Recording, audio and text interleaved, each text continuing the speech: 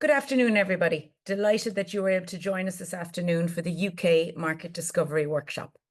My name is Fionnuala Wall and I work with Access BIC, one of the partners in Seeds of Bravery. Seeds of Bravery is a €20 million project funded by the European Union under the European Innovation Council. But Seeds of Bravery is about so much more. It's about driving innovation, empowering startups, forging connections that transcend borders. And more than funding, Seeds of Bravery is about cultivating a dynamic, innovative, and sustainable environment that delivers meaningful impact and transformative change. Since its launch in December 2023, Seeds of Bravery project has become a driving force of fostering innovation and strengthening the tech ecosystem of Ukrainian startups. There are 17 organizations as partners within the Seeds of Bravery consortium. There are 3 partners involved in today's webinar, who I'll talk about in a second. There are also 2 associate partners who are involved in the organisation of Seeds of Bravery. To date, over €3.6 million has been distributed in funding to over 150 startups. We have received over 1,000 proposals. And there is truly a global reach in these proposals we have had submissions obviously from the Ukraine, Poland, the UK, Germany, Ireland, Spain, and beyond. But as we said, Seeds of Bravery is more than just the funding. But in the funding, you can apply for funding from 10K right up to 25K in 5 different programs as outlined here. But Seeds of Bravery also offers incredible opportunities to the grants, and these include initiatives, programs, incubators, webinars like today, demo days where startups can pitch to investors, linking to investors and pitching, female entrepreneurship and leadership programs. So there is so much more that you can do within Seeds of Bravery. Today's webinar has been organized by 3 partners within the Seeds of Bravery consortium: Vacuum Deep Tech Acceleration, Plug and Play, and Access BIC. And I'm delighted to be joined by 2 of my colleagues within Seeds of Bravery, Anastasia and Maria. Today, this is a very brief, there's Anastasia and there's Maria. Lovely to have you both online today, and delighted, and I'll be handing over to Anastasia very shortly. Just a very brief overview of the agenda. After the introduction to Seeds of Bravery, we will then get a startup overview of the UK ecosystem. We'll then move on to government and state engagement and entry into the British market. But not only will we be telling you about that, we'll also be talking with some Ukrainian startups who've had experience in all of these areas. UK local communities that are building bridges for startups. And then we will look into universities and what facilities and innovation is available here. And then finally, we'll look at the UK investment landscape and sources of funding for startups. Now, I'm delighted to hand over to my colleague in Vacuum Deep Tech Acceleration, Anastasia. Thanks, Fionnuala. It's a pleasure to organize this event with you. For all of you guys who are interested in exploring the UK market, expanding there, we've prepared a wonderful lineup of experts, and it's my pleasure to start with the topic exploring the UK market, with the topic about market opportunities and other resources and opportunities that are available there. And Fionnuala, if you can move forward. Today with us we have Dr. Chris Moore. He's a technology specialist, Department for Business and Trade, and Dr. Chris, he gladly accepted our offer to talk about UK startup ecosystem and different market opportunities that are available. So Dr. Chris Moore, the floor is yours. Thank you for being here today. Thank you, Anastasia, and it is a great pleasure to be with you today. I'm just going to bring up my screen to share and my presentation. So if you bear with me for a second.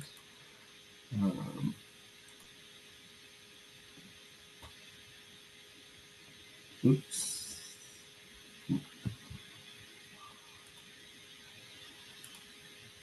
Okay, I hope everybody can see the presentation clearly.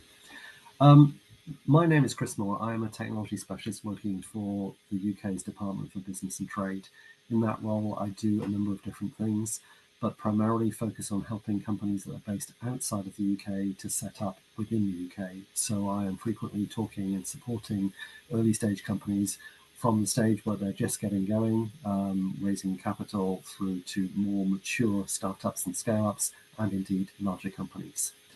So today I will try to present to you some of the reasons why you might think that the UK is a good market to explore.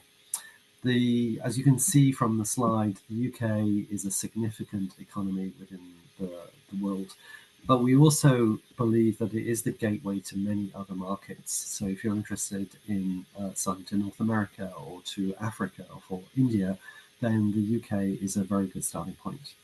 Also, as startups, you'll be interested in raising funding, and the fact that the UK has one of the strongest venture capital investment environments in the world, and it's number one in Europe, means that it's a great place to raise funding. We see also, as a consequence of that, more unicorns than anywhere else in Europe, and more initial public offerings, so floating on the stock market. The UK is also an important country for technology adoption. We see that many tech companies come to the UK first because they want to trial their technology, their products, with an audience that will be receptive. It's also the 8th easiest country to do business worldwide. Now, of course, as you begin to build your business, then being able to get the right talent is also important. And with more than 140 universities and a huge number of Nobel Prizes attributed to the UK, we believe that the UK presents a great talent pipeline. So it is a very significant market for all tech companies. But if we focus a little bit more in detail on the startup and scale-up ecosystem, I mentioned a few moments ago about the UK having more unicorns than anywhere else in Europe.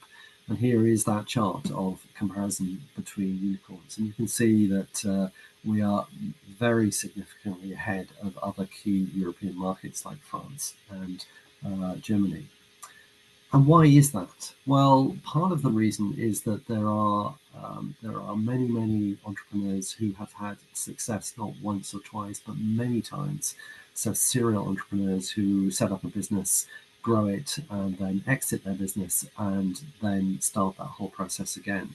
So these individuals are helping to drive the growth of startups in the UK, but also providing help and guidance and support to new entrepreneurs coming to the UK for the first time.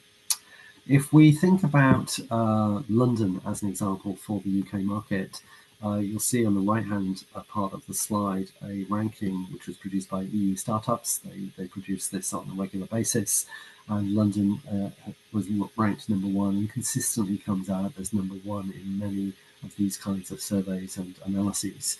And I think the important thing to bear in mind, though, is London is only one city within the UK, and there are many other digital clusters within the UK that are good for startups as well. And in this slide, you can see some of these other cities. And in fact, there are more than 30 separate digital clusters in the UK. And by digital cluster, what I mean is a centre which brings funding, which brings universities, expertise, and facilities for startups. And each of these tends to focus on a different area. London, of course, covers pretty much everything you can think of, but other cities specialize in certain areas. So Edinburgh, for instance, which is very strong in AI, and Cambridge, where I'm based, is very strong in healthcare. Now, of course, if you are coming to the UK to start up your business, then thinking about the kind of environment that you'd be in is also important. And there are more than 1,000 separate workspaces across the UK. So lots of choice and lots of opportunity. Now, of course, the UK is divided up into a number of different regions. And for some companies, London and the Southeast may not be the right location, either because of cost reasons or because they want to be closer to their customers. And if their customers are in areas like manufacturing or in life sciences, they may find that being in other parts of the country may be more beneficial. And in particular, these investment zones across the middle of the country and to the north tend to focus on different sectors, and in fact these provide additional benefits and incentives for companies to set up in these regions. Now, one of the other driving forces for startups in the UK, but of course in other markets too, is the presence of accelerator or growth programs or incubators. Now, in London, we see many of these, so internationally recognized examples like Techstars, but also homegrown examples like EF, which is the accelerator that's been around for about 10 years that focuses on AI and data science, and BGV, which focuses on sustainable technologies. But these incubators and accelerators exist right across the country. Here are some other examples. So just picking one at random, Codebase is located in Scotland and is the biggest network of accelerators north of the border. And in particular, Codebase is the biggest tech incubator in the UK. There are, of course, many others, and increasingly in the last 5 to 10 years, we've seen the growth of sector-specific incubators and accelerators. So I recently visited Sustainable Ventures in London. This, as the name suggests, is an incubator space for companies that are working in sustainability and green tech. Others are supported by corporates, and just a few examples of well-known names that you'd be familiar with. And these cross right across the sectors, so from tech, but also from automotive and from energy and utilities. And so irrespective of the area you're in, I think we can recommend an accelerator or incubator that would be suitable for your company. Now, there are many other programs that help companies to scale. I already mentioned some of the accelerators like Entrepreneur First and Digital Health London, which clearly focuses on healthcare, and some Chris, other... I'm so sorry to interrupt you. We've lost your video. We can still hear you, but we've lost your video. Maybe you can, I don't know, check it. Yes, let me see if I can reshare that in case there's a problem. Did you see any of the slides, or... Yeah, we see the slides. We just can't see you. Oh, you can't see me. Okay, yeah. right. Let me go back then, just a second. Maybe to Zoom, right? Yeah, yes. Sorry to interrupt. No, that's no. Yeah, there was something. I think it just dropped out there for a second. Okay. So let me go back. So you can see me, hear me, and see the slides, I hope. I can see the blank dark screen of you.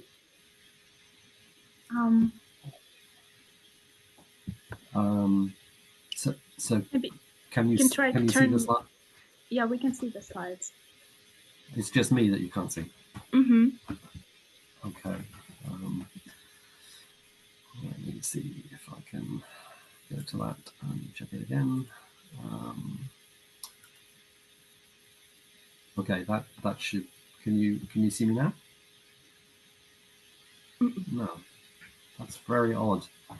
Can I suggest that we carry on without my visual? Mm-hmm. Yes, I'm sorry for that. But I've had a look as well, and there's nothing in particular. Everything seems to be working fine up to about a minute ago. So, but we can hear you loud and clear, Chris, and we can see your screen. So okay, that's fine. So let me just carry on, and hopefully I might come back. Sorry for interruption. No problem, Anastasia. Most important thing is the content. So there are a number of different other schemes that are designed to help companies to grow. So one of the biggest networks of incubators is managed by Barclays Eagle Labs. They have a presence, I think, in more than 30 cities across the UK, but they also run growth programs. So this one illustrated for energy tech. But there are also other programs that exist in the UK. So, for instance, TechNation, which is supported by Founders Forum, runs a number of different programs, but they're most well known for their Future 50 program, which in fact has been running for probably about a decade.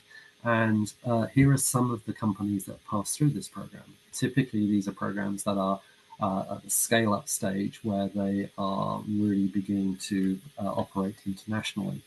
And in particular, Some of these names you will recognize, like Revolut and Darktrace and Deliveroo.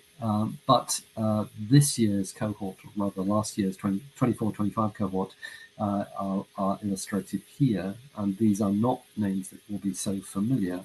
But if you do come to the UK and you're on that growth trajectory, then there is an opportunity for you to participate in programs like this.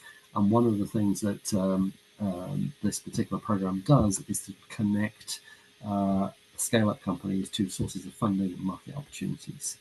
It is limited to a certain number of companies because of their stage of the development, and also the fact that there's a focus on helping a smaller number of companies to do very well internationally. However, there are other programs that do similar kinds of things, but which are targeted on slightly different companies. So, for instance, Innovate UK, which is the UK's innovation agency, through their business growth program, or a scale-up program for companies, is somewhat similar, but at an earlier stage. So they help companies to make right connections, identify market opportunities, and raise funding. Now, as we talk about funding, there are many opportunities in the UK. So there are, of course, all of the things you would expect: seed funds, business angels, VCs, corporates, but there are other mechanisms such as debt funding and crowdfunding, which are also very, very popular in the UK. Nearly all of these mechanisms will require you to have some sort of UK presence, ideally a UK entity, and with the intention of growing your business in the UK as well. Now, there are many resources to help, and I've illustrated some of those. And if you're looking to find VCs or business angels, then groups like Founders Forum, UK Business Angels Association, and Bowhurst will give you perhaps a starting hit list of organizations that you can go and approach. But again, this is something that our colleagues in Department of Business and Trade can sometimes help with as well. Now, some of you may be more focused on research and development, and therefore you may be wanting to engage with universities or obtain funding for R&D. I just mentioned Innovate UK, which is part of UK Research and Innovation, the UKRI, which is the umbrella organisation for supporting R&D in the UK. They have close to market programs, such as those funded by Innovate UK, but they also support further out and more strategic research. Some of that is in a process of change and evolution at the moment, because with a new government last year, we are moving towards a new industrial strategy, which I think will look at these funding options again, but they will be somewhat similar, I think. Clearly, if you want to engage with the university, there are many different routes, all the traditional approaches as illustrated in the slide, but a couple of things to highlight. Centres for doctoral training, which allow you to work with the university for a short period of time, just 5 or 6 months, and that's a very low cost mechanism. So it's quite attractive to companies who are getting started.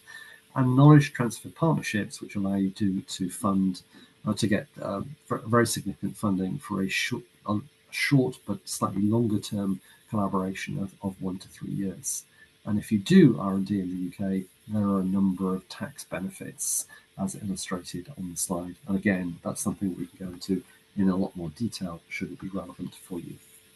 Now, of course, there are innovation centres and incubators that are controlled by or managed by the private sector that are focused on growth.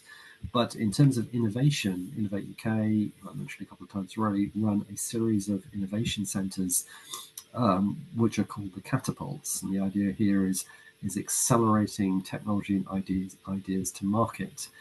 There are, I think, 9 of these altogether, and I've just highlighted a couple that I think will be the most relevant. So the digital one, which focuses on the areas illustrated on the left-hand side, including AI, and the right-hand side, where companies are focused on essentially smart cities applications within the Connected Places catapult. Now, in Scotland, which has its own regional government, there are further innovation centres that are supported by the local government. And again, there are some that may be really relevant to this audience. On the right-hand side, the Data Lab, which is focused primarily on AI and data analytics. and BEST, which is focused on built environment, so looking at the application of technology to the construction industry.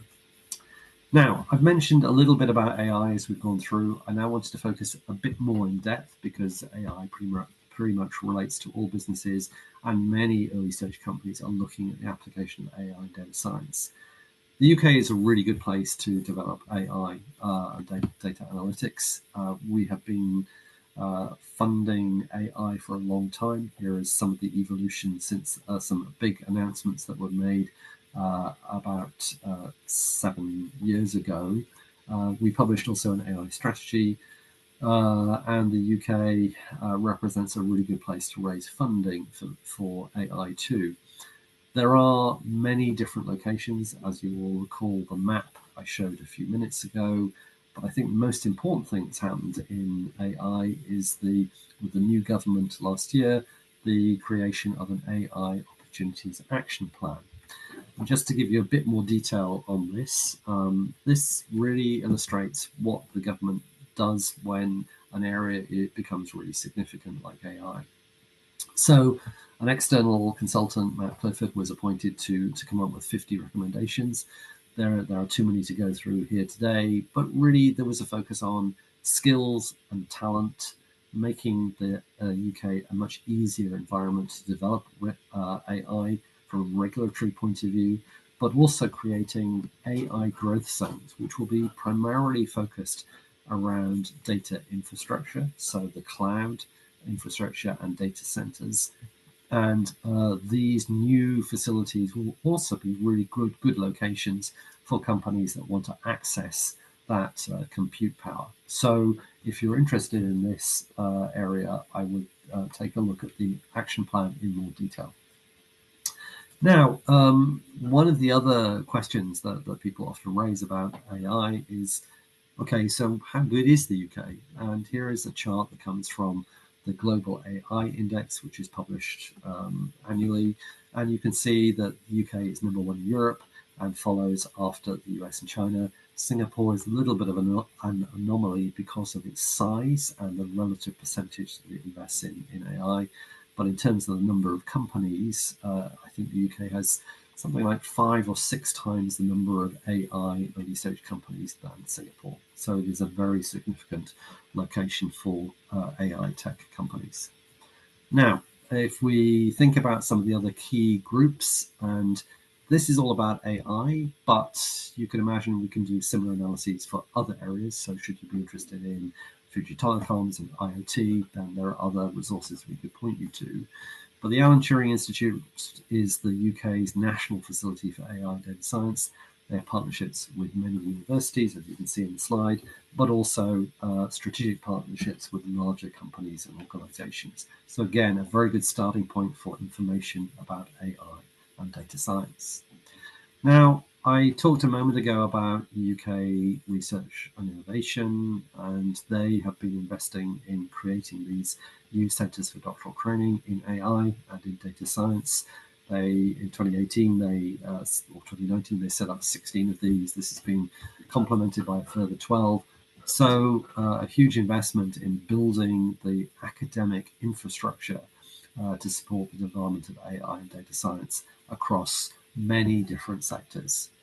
Now, the other thing to mention is that AI is not being used uniformly in all sectors to the same degree currently. So we know good examples in fintech and in healthcare, but a different program, again, supported by Innovate UK, called Bridge AI, has been helping companies that are developing new technologies using AI for other industries like agriculture and construction. And I think as the new industrial strategy comes to fruition, we will see a lot more of this emphasis on applying AI to new sectors. Now, again, one thing that might be of interest to you, and this applies to AI, but it also applies to a number of other areas like future telecoms, IoT, and cybersecurity, is the creation in the UK of certain regions that are specifically growing and have extra additional incentives to help companies come and set up. So Leeds in the northeast of England is one of those for data analytics and artificial intelligence. And there are specific locations there in Leeds that are designed for AI companies to come and get started, and a lot of additional support and help to facilitate that. Then, of course, if you are developing new AI, you'll be concerned about how it's going to be used and the regulatory environment in the UK and the safety environment. The UK was the host of the first AI Safety Summit, and there has been a lot of work subsequently, including the setting up of the AI Safety Institute to support companies develop safe and secure technologies within AI. And the regulatory environment is different to the EU, and we are developing regulation that looks at AI by sector. So the regulatory environment will be controlled by the regulatory body for each sector. So if you're developing AI for fintech, it will be managed by the Financial Regulatory Authority in the UK. So that is, it makes it a little bit easier, I think, than in some markets around the world. And the main focus is illustrated here in developing safe and secure, fair, transparent, accountable, and contestable AI for different applications. Now, again, I mentioned a bit earlier that as you begin to build your company in the UK, getting access to the right kind of talent is really important. So UK has 4 of the world's top 10 universities, but in addition, if you look down the list of the next 100, you will see many other familiar names, many of which are very strong in areas of like AI. So for instance, Edinburgh, Manchester, Leeds, Belfast all will figure in that next list of 100. And there has been additional support to help develop that pipeline of talent. So a number of AI conversion courses have been put in place. There are more than 250 separate master's programs in AI, and also government supported, that is to say government subsidized apprenticeships, where the government will pay up to 90% of the cost of an apprentice. And this is for people who have not necessarily gone to university, but who have developed their skills by in other ways. And these apprenticeships allow you to take in people who've got great potential and to train them yourselves in partnership with third parties. There are many different mechanisms to attract the talent, and because we have a new visa system, we can easily attract international talent from around the world. And some of the icons at the bottom give you an indication of some of the organizations that are here to help you with that. And finally, the Department for Business and Trade, which is the department that I work within, has a strong international presence, so across more than 108 countries worldwide. So if you are looking to come to the UK to set up and then to use the UK as a springboard to other markets, so for instance, you might be interested in selling to the Middle East, to Canada, to Australia, to India, then we have a significant presence in all of those countries. And therefore, we can help you to access those markets from the UK, and we provide a lot of free to access training and support for companies to participate in international trade shows. But before you get to all of that, if you are thinking about the UK, we can provide advice about where in the UK might be a good location for you. So if you don't want to set up in London, then how is it to set up in Birmingham or Manchester or Newcastle? And also specific help around understanding how the sector works. If you want to take your products and services to market, how would you do that? As well as the practicalities of setting up in the UK. So everything from bank accounts to visas, identifying your first office location and recruiting the right kind of people. And with that, I will stop. And as I said, very pleased to have the opportunity to speak to you today. And if there are questions I can answer, if we have time now, alternatively, they can be sent by the organisers and we'll respond at a later point in time. Thank you. Chris, thank you so much for joining us and for such a thorough presentation. We have a we have room for one question. So the question is from Ihor. He's interested if you have in the UK institutions that help to incubate or start regular businesses and not just tech startups. For instance, in the US, they have small business development centers. I'm asking because we are partnering with such organizations to help small businesses with their marketing and digital presence. Thank you. Yes, so we do. So what I've talked about is around tech businesses, but for instance, Bethnal Green Ventures is an incubator that will support any business that will have an impact on sustainability or on having companies that will have impact. Equally well, in each region, there are dedicated spaces that are designed for any business. It does not have to be tech whatsoever. So we welcome all businesses. I think the one thing that we want to make sure is that if a business comes here, it will be successful, and we do everything we can to help the businesses to be successful. But clearly, the business has to think about who the customers are going to be for its products and services, and to make sure that there are customers in the UK for that particular product or service. Thank you so much. And another small question, like from your standpoint, what would be the best time for a startup to expand to the UK? So what is the time when they it's the best entry point for Ukrainian startups to join UK markets? Yeah, that's a very good question. I think if they've already got funding, that will help them come to the UK. That's really helpful. Of course, there are lots of grants and support that comes from other sources as well, as for now, as was talking about at the beginning. I think having customers, or at least a route to market, is important. So if you have customers in Ukraine or in other parts of Eastern or Central Europe, then that's already helpful. But I think if a company has a value proposition where they can see a route to market and where they're providing something that differs from what the competition is providing, I think that's the perfect time. And I think it's always better to come and get started and see if you can get traction with clients. And if you do, then you can expand the presence here. But I think it's probably clients first, in parallel with having some funding to support the activity. Chris, we appreciate you joining us and sharing your expertise and your insights for our audience. Really value that.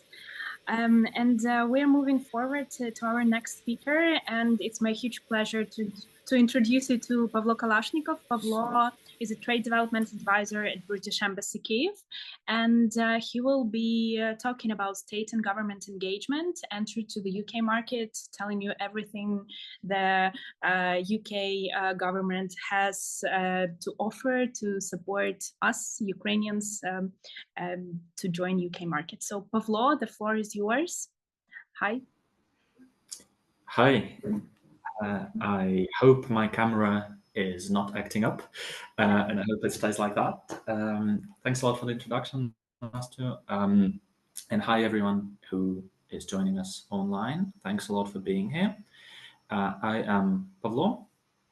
I work for the British Embassy, and as Chris referenced in closer to the end of his presentation, I am one of those resources that the Department for Business and Trade has. In my case, in Ukraine, I am placed in Ukraine by them to support Ukrainian startups on their UK expansion journey, on their UK entry journey. But also there are colleagues like myself in those 100 and however many it was, 108 countries of the world. So I'll try sharing my screen as well. I've got a presentation of my own. We'll try to complement what Chris has already said. It was a brilliant presentation. I've got something similar but different. This will also focus on what the UK is as a market, what are its market figures, then what the government does to enable some of the international companies coming over to the UK, including Ukrainian companies, Then we'll focus on the Ukrainian companies specifically, what exists out there for the Ukrainian companies specifically, for yourselves, and how we can leverage all of that effectively. So let's start. I hope there's no problems. I hope you can see everything. All is I'll great. take that as it is. Cool. Thanks. I think the slide will be a little bit redundant because Chris has covered that already.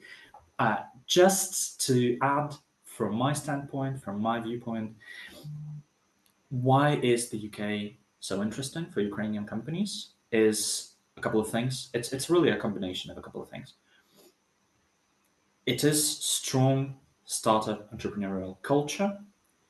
It is the infrastructure that enables that culture to thrive. So a lot of these accelerators, a lot of these clusters, a lot of these communities. Then government support on top of that. The government is quite active in this space. I'll show you a little bit about the industrial strategy in a little bit. So essentially, if any new tech appears, if any new trend appears, the UK government is already on top of it, has a policy for it, and has some sort of a benefit or some sort of a scheme or some sort of a cluster to enable that. So that's quite conducive to all of that. And of course, strong R&D, strong universities. I cannot stress that enough. The UK is, of course, one of the best countries in the world to do business.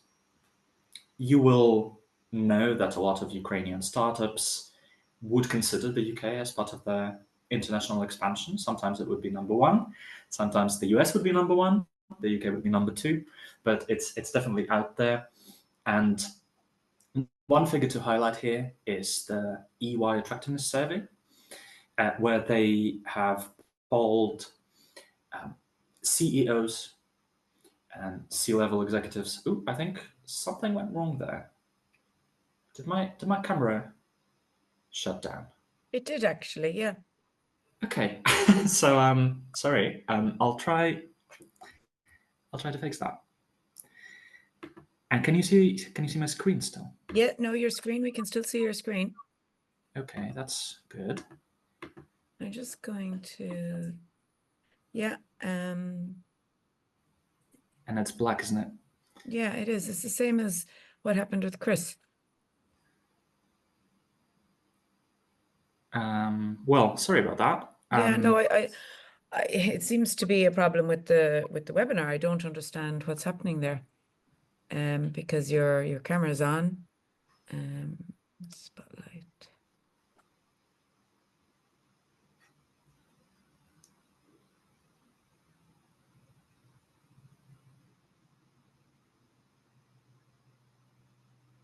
Did that fix it? No, it didn't. No, it didn't. I suggest I also continue as it is. Okay. Again, sorry about that. We can't see your presentation now, though, Pavlo. How about now? Yeah. If you want to make it full screen, but yeah, you're back to the slide. Oh yeah, you're back to the start. So. Okay. Yeah. Sorry. I'll move. That's okay. Yeah, you're back to that one. Yeah. Yeah. Okay. You lost my camera, but I hope I have your attention still. Yes, they've polled CEOs. They've polled C-levels of international companies that have relocated to the UK or that have expanded in the UK, and they've compared how that statistic contrasts against some of the other countries. And the UK was actually number one.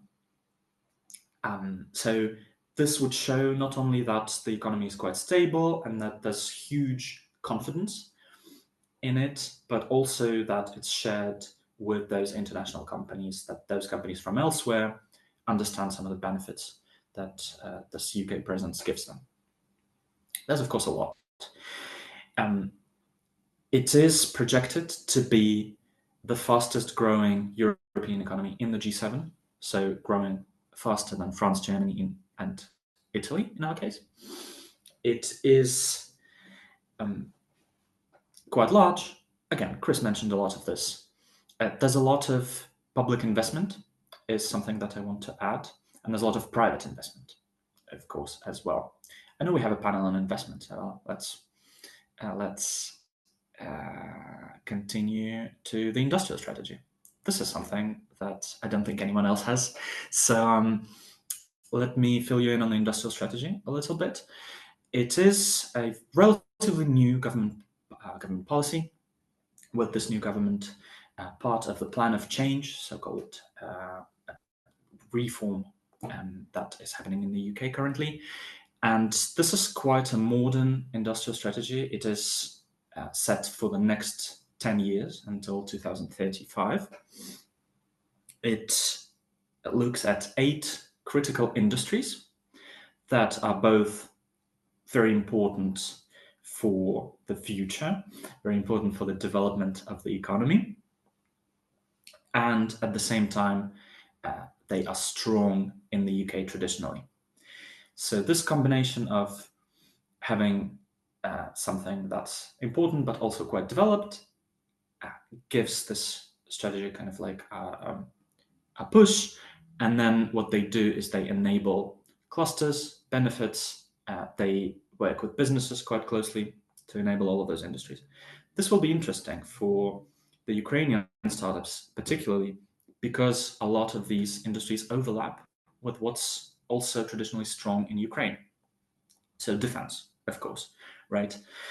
You understand that defense is quite an important industry. It's quite important for the future of the UK, Europe. Ukraine is quite tied to that. And there's a huge emphasis on enabling defense innovation and defense technology, which is strong in Ukraine. Then creative industries, something that the UK has been always strong in across gaming, marketing, filmmaking, you name it, really. Also, a lot of these are strong in Ukraine. Gaming is quite strong in Ukraine, right? And digital and creative is quite strong in Ukraine. Then let's look at the 4 other sectors. Life sciences, hugely important. The UK is also at the forefront of innovation in life sciences, being the country that has developed, for example, the first ever COVID vaccine, being the country that spends a lot of biotech and stuff like gene engineering. The UK is really out there. And similarly, there are some interesting applications in medtech coming from Ukraine that could tie into this very nicely. Financial services, another area that's been obviously very strong in the UK being this financial hub, but also quite strong on technology in Ukraine, where Ukraine has developed a lot of these fintechs, payments, neobanks, etc. Clean energy, another interesting and topical point. The UK is, again, one of the world leaders on that. They're quite green, with all of those huge wind farms occupying like half of the sea. Ukraine also has some interesting technologies, some interesting applications in there, and this will also be important in rebuilding Ukraine as a greener country and more sustainable. Chris mentioned investment zones and AI growth zones. This all ties into that wider strategy. So if you're a company that operates in one of those fields, you will have a lot of benefits that are quite new, but also this whole strategy is quite forward-looking. So you can expect a lot of interesting benefits and interesting support, not traditional. Unicorns, we've also covered that already. The UK is the first in Europe. Chris covered that. I want to highlight another figure, the return on investment for these unicorns.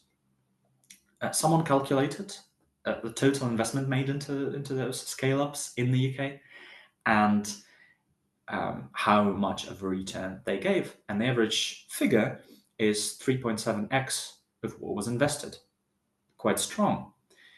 This would highlight that even though there's quite a lot of those unicorns, there's quite a lot of those success cases, there's overall health in that ecosystem, so much so that all of the companies cumulatively get this very, very nice figure for return on investment. Of course, a lot of this is enabled via VCs. VCs are another sector of their own in the UK. There's quite a lot of opportunity to finance your company, your business in the UK through various funds. I know a lot of you might already know 1991 Ventures. That is London-based with Ukrainian founders. And they focus a lot on, of course, startups that come from Ukraine, but not only. They are, of course, one of those elements of this huge ecosystem. They're quite popular with Ukrainian founders, but there's also hundreds more. What's interesting also on the VC side is quite a lot of it is backed by government schemes. So in the UK, there exist two schemes called the Seed Enterprise Investment Scheme and the Enterprise Investment Scheme. These would essentially mean for the investors that invest in your business that they receive tax breaks on the amount of their investment. So this whole setup enables a huge interest from private investors just to receive those benefits from the government. They would be actively looking into whom to invest in. They would actively be seeking these new startups, these new innovations. And they can start from really small investors like angels or family offices. And this whole ecosystem ties together with the strong incentive.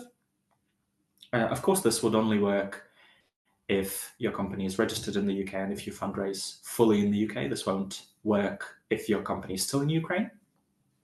But it is a strong example of how the government enables a strong investment from the private market. I won't probably stop here either. This is about innovation. You, of course, understand that there's Oxford and Cambridge and all of that. Incredible, fantastic networks, the catapults, we've covered that. I'll go forward. Tax is quite straightforward. Tax is 25% over corporation tax, but can be lower with the patent box and with any innovation that you bring to market. Finally, of these charts is the UK's commitment to attracting FDI. So the country has built this infrastructure that's welcoming to international companies. And the aim of this whole setup is that as soon as an international company enters the market, it is treated equally with the local companies. It is considered a UK company and it receives the same level of support, the same level of opportunity, and the same non-discrimination as with any local companies. That's the kind of the broader vision, at least. And it seems to work. The FDI stock is very high.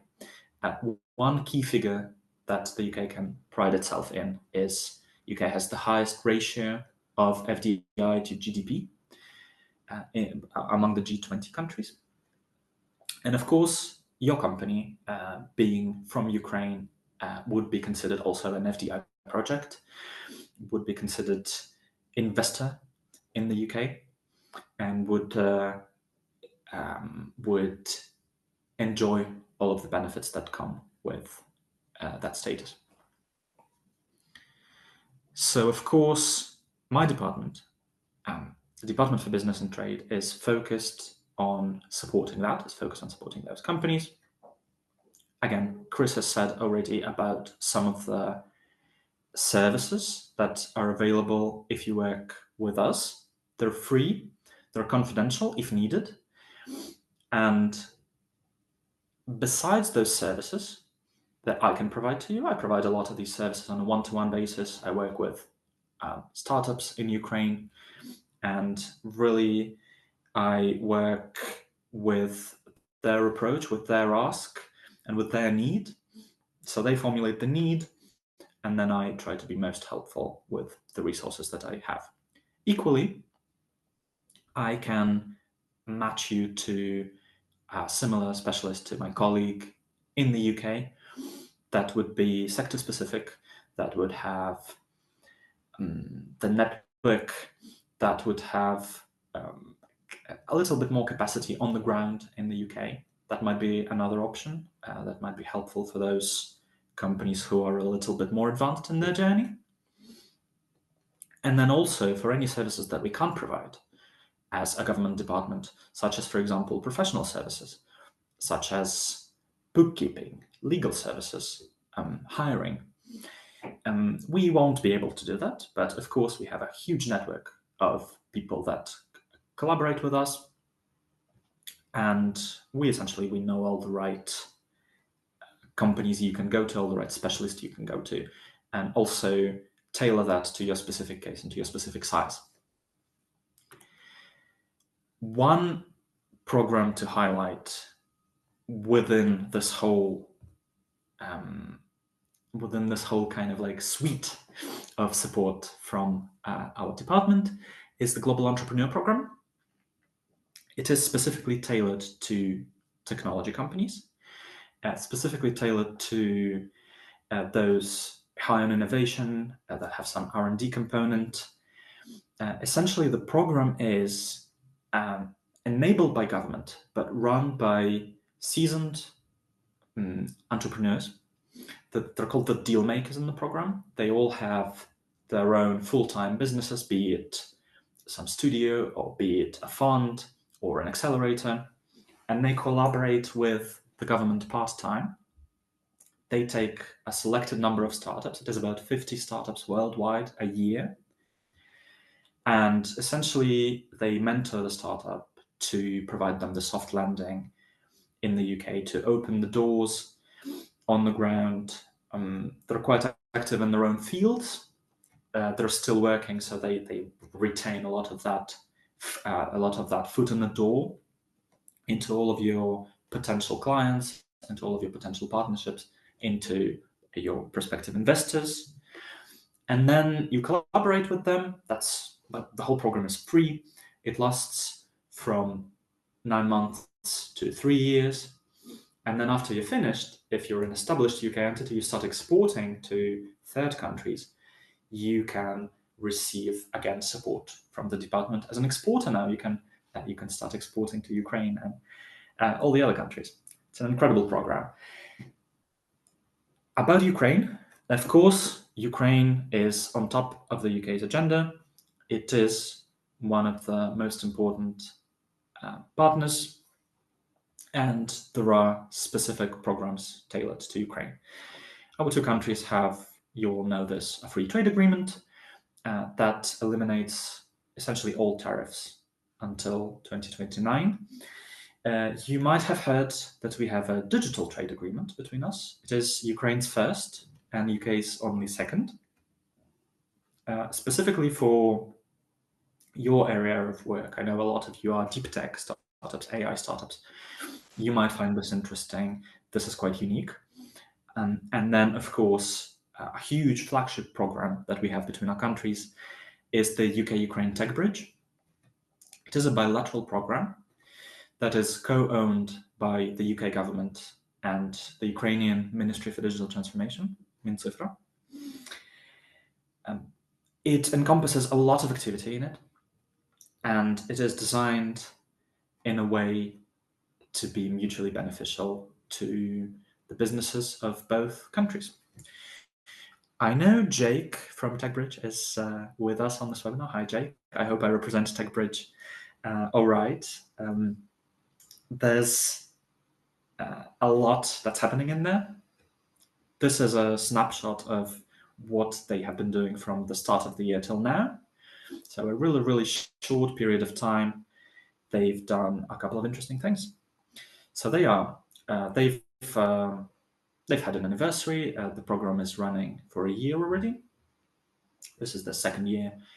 They've done a webinar that was focused on how Ukrainian companies can participate in public procurement in the UK. Hugely successful webinar. I know 1 or 2 companies are already starting to take part in that. Of course, it's a long journey to participate in a tender, but a couple of companies are already doing that. So we'll keep an eye out on that. What they've done also is they ran a couple of innovation workshops where essentially we've had 3 Ukrainian companies that are just entering the UK, starting to scale in the UK, and they have a commercial challenge they want to tackle. And these were essentially open calls for partners for that, for UK companies to try to join them and tackle that challenge. One of those companies is Cases, who's also with us, and we'll speak to Anatoly, the CEO, hopefully about that as well. And also what TechBridge has done in the start of this year is they've done a startup competition in London. It was won by Beholder. A total of 6 Ukrainian startups participated, and Beholder won a grand prize. So what's coming from TechBridge from now until London Tech Week is another chapter, right? Soon we'll commence the 2021-25 edition of the Investment Accelerator. I know some of you might have applied for that. A lot of companies applied for that, and we are currently, I believe, sifting through all of the applications, and we'll be soon announcing who is this year's batch.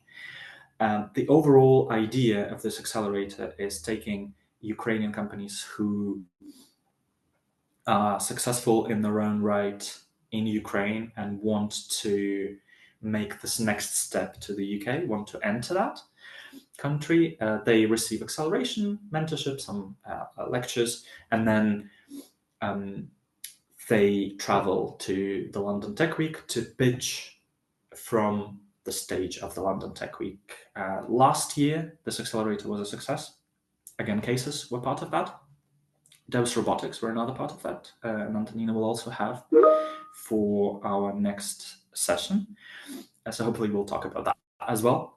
And overall, those startups that went to London, collectively, they've raised 7.5, I believe the figure is, $7.5 million in investment in the UK. They've completed their rounds, and they are now expanding in the UK. So hugely successful. We are doing this again this year, and we are soon announcing who got there. Then we do a webinar about VC. Then we do a webinar about UK, Ukraine, Poland collaboration and how that might be helpful for you. And then, of course, the big event of the year is the London Tech Week, which deserves its own slide. It is this year, 9th through 13th of June. Another thing that we do is we do a pre-event in Kyiv. I do this pre-event in Kyiv, probably, most likely, in the ambassador's residence in Kyiv, and we'll gather the people that went to London Tech Week 2024 and the people who will go to London Tech Week 2025 to share their thoughts, how to maximize the impact of that event, how to maximize your attendance at that event, essentially. So keep your eyes peeled for that. To do that, you can message me. You can follow me on social media. You can email me. I read the email. I will chat with you about that. And also, maybe more importantly than that, I can support your individual case. If you're a company that is about to make a move to the UK, I can support your case. I can look at what you need, and I can try to be most helpful. All of the support is free. We, as a department, we serve over 1,000 international companies. We're committed to do more. We're committed to do more in Ukraine. So, of course, you're the prime candidate to receive that support. So please do get in touch with me, and that's it for my presentation. Thanks a lot. Pavlo, thank you so much for your presentation. I really appreciate that. If you could, restart your camera, maybe we will be able to see you. I will try that. Okay. If you give me a minute, I'll try logging out and in. Okay. As Pavlo is trying to log out, log in, let me just tell you that we have amazing panel discussion coming up just right now. After Pavlo will answer a few questions from you, our audience, we strongly encourage you to ask questions in the Q&A box. If we won't have time for them, we will do that through the online, right? Through the text. And hopefully it will work. Yes, Pavlo, we can see you right now. Wonderful. Some lags with Zoom today. Sorry, everyone. A few questions. First one would be from Dennis. He's asking, we are in the UK already and need help with leads to try out our software. Where can we go to get this? Yeah. So if you're in the UK already, we also support those companies. You can message me, and I'll tell you a bit more detail on that. We do support for what's called expansion projects. So, for example, if you already have a company that is the size of X and you plan to grow it, then that's called an expansion project, and the department is able to allocate some of the resource to that. So there's definitely an option there. Another option could be the Tech Bridge. Now, the Tech Bridge focuses on a couple of specific sectors. But if you're one of those sectors, then of course you can also join their activities. So yeah, in short, I can be a first point of contact. You can message me, and then we can discuss your situation. Perfect. Another question would be from Ivan. I'm not sure whether you can address it, but let's try.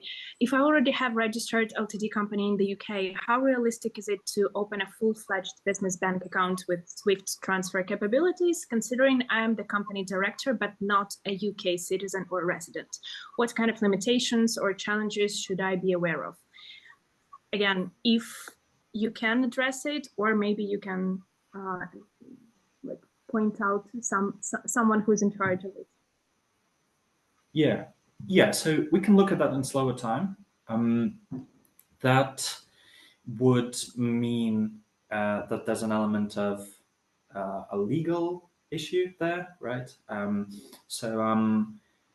Yeah, I'm not sure if I can answer that without giving any legal advice that I can't obviously give, but I can definitely look at that. And I can, if you need any professional services, I can point you at companies and people that do that. Okay, that are able to help. Good. For everyone to understand, Pavlo is the best entry point contact if you're interested in the UK, and he's very publicly present. So email him or message in LinkedIn, and I'm sure you'll get some help. Thank you for Pavlo for supporting this webinar and all of our deep tech startups constantly. Really appreciate that. I propose us moving on to the panel discussion. We have amazing lineup of Ukrainian founders here today with us, and Pavlo will be moderating this discussion. First, let me introduce Antonina Yarmychuk. She's a co-founder and CEO at Deus Robotics. Also, we have Anatoly Popov, founder and CEO of Cases. And last but not least is Eugen Shestopal. He's a CEO and co-founder at the event service booking platform PopTop UK. So hi guys, happy to see you all here today. You can turn on your cameras. Oh, you already did.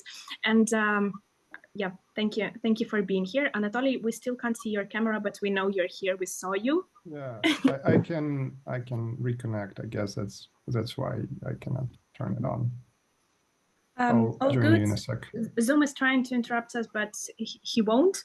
So we will wait for you. And Pavlo, the floor is yours. Our wonderful speakers are yours as well. Yes, absolutely. Thanks so much for the introduction. I'm picking this up again. I'll try to moderate this discussion with these star speakers. Everyone, happy to see you. You are really stars. You are all successful Ukrainian founders who are each in their own right successful in the UK, have found those keys to the lock and have found your ways onto the UK market. I'll try to highlight that. I'll try to highlight your experience during this session. But first, can I ask everyone to present themselves in 2 sentences and list one thing that you're most proud of? It can be from your business or personally. Let's start with Antonina here first on my screen.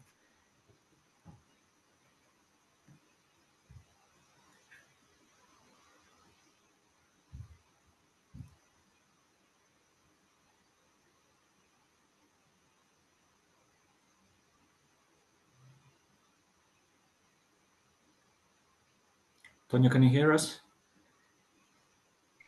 Yes, sorry. Yeah, I can hear you. Hi, everyone. I don't know how my internet is because it seems a bit slow. Yeah, it is lagging up a little bit. I just asked to introduce yourself and list one key thing that you're most proud of. My name is Antonina. I'm a co-founder and CEO of Deus Robotics, and I'm most proud of, I think, our team and the innovation and the amazing innovative things we are doing. Thank you, and very nice to see everyone. Cool, thanks very much. You do some very fascinating things. Then Johan.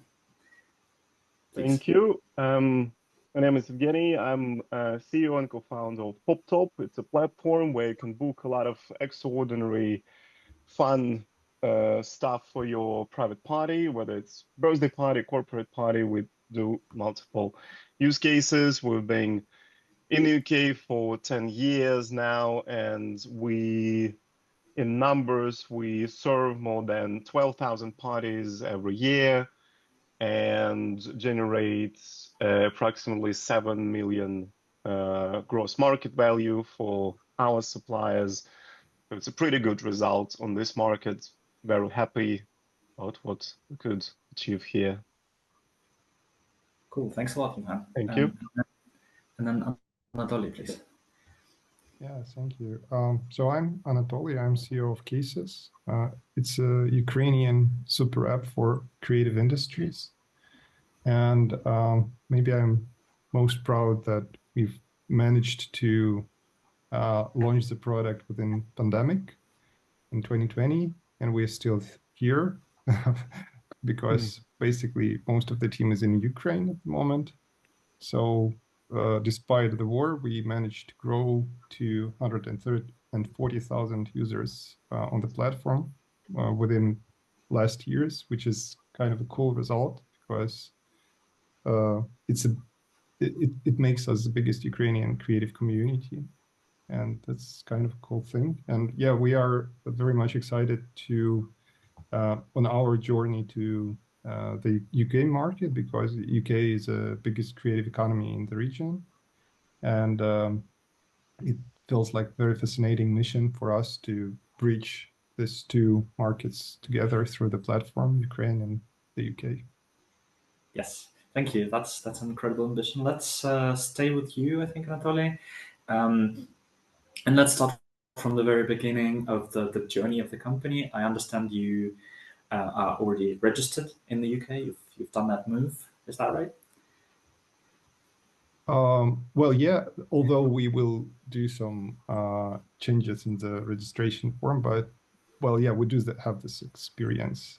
And Okay, it's interesting enough to share. Then my question would be, how does that process look like at the moment? How does it differ from Ukraine? And what should the Ukrainian founders know? Yeah, well, it's kind of an interesting thing because actually registration of the company in the UK is very much simple. We understood that we need to register Ukrainian, the UK entity, British entity, because we needed to launch our operations. And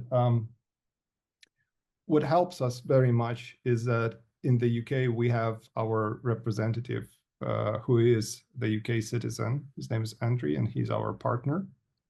And it helps us a lot. Although even without his presence in the UK, the process of the registering company is very much straightforward. And in the UK, there is a platform, online platform, which is similar to DIA called Gov.uk. And most of the operations go through this platform if you need to launch your company. And basically process takes like 20-30 minutes in case if you do understand some of the basics for the process. But it's very much similar to what you would face if you would launch a company in Ukraine through the DIA platform. Although there are several differences which are pretty much interesting.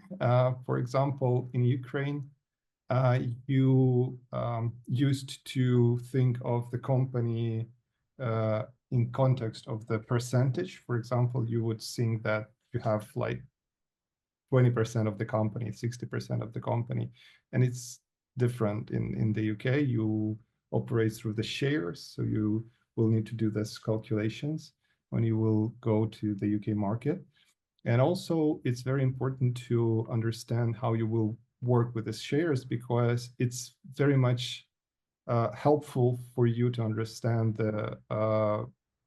the shares concept, because also in Ukraine, it's very much complicated to get an investor into your company. You have to go through this pretty much complicated process with a notary firms that will change the ownership percentage. You will need to sign a lot of documents. When you work with investors in the UK, it's much simpler. You need to work through the shares. So you should add some shares to your company, which is much more simpler. But it takes time for you to understand the concept if you're not familiar with it. And once again, we've been lucky enough to have Andrew, who is the UK citizen for like 10 years now, and he knows the concepts very much. What is also interesting that in Ukraine, when you create your company, you of course need to write down your address. And what is different with the UK is that when you write the address while registering company, you will get the letter. Right. In Ukraine, this never happens, but in the UK, you actually get this letter with some registry information, which is kind of cool. Yeah, so this basically is a process. And yeah, definitely there is a situation with having this bank account because it's more complicated to have a bank account if you are you have Ukrainian citizenship, which was a bit easier for us because Andrew, as I've mentioned, is a UK citizen and he is a partner in the company and he has shares in the company. But there are additional ways to have an account. If you are unable to create physical account in the UK bank, you can use alternatives such as Payoneer, and you can use them as neobanks having the UK company as well. Yeah. It works. Yeah, that's quite popular with Ukrainian founders, I know. Okay, perfect. Thank you for your answer.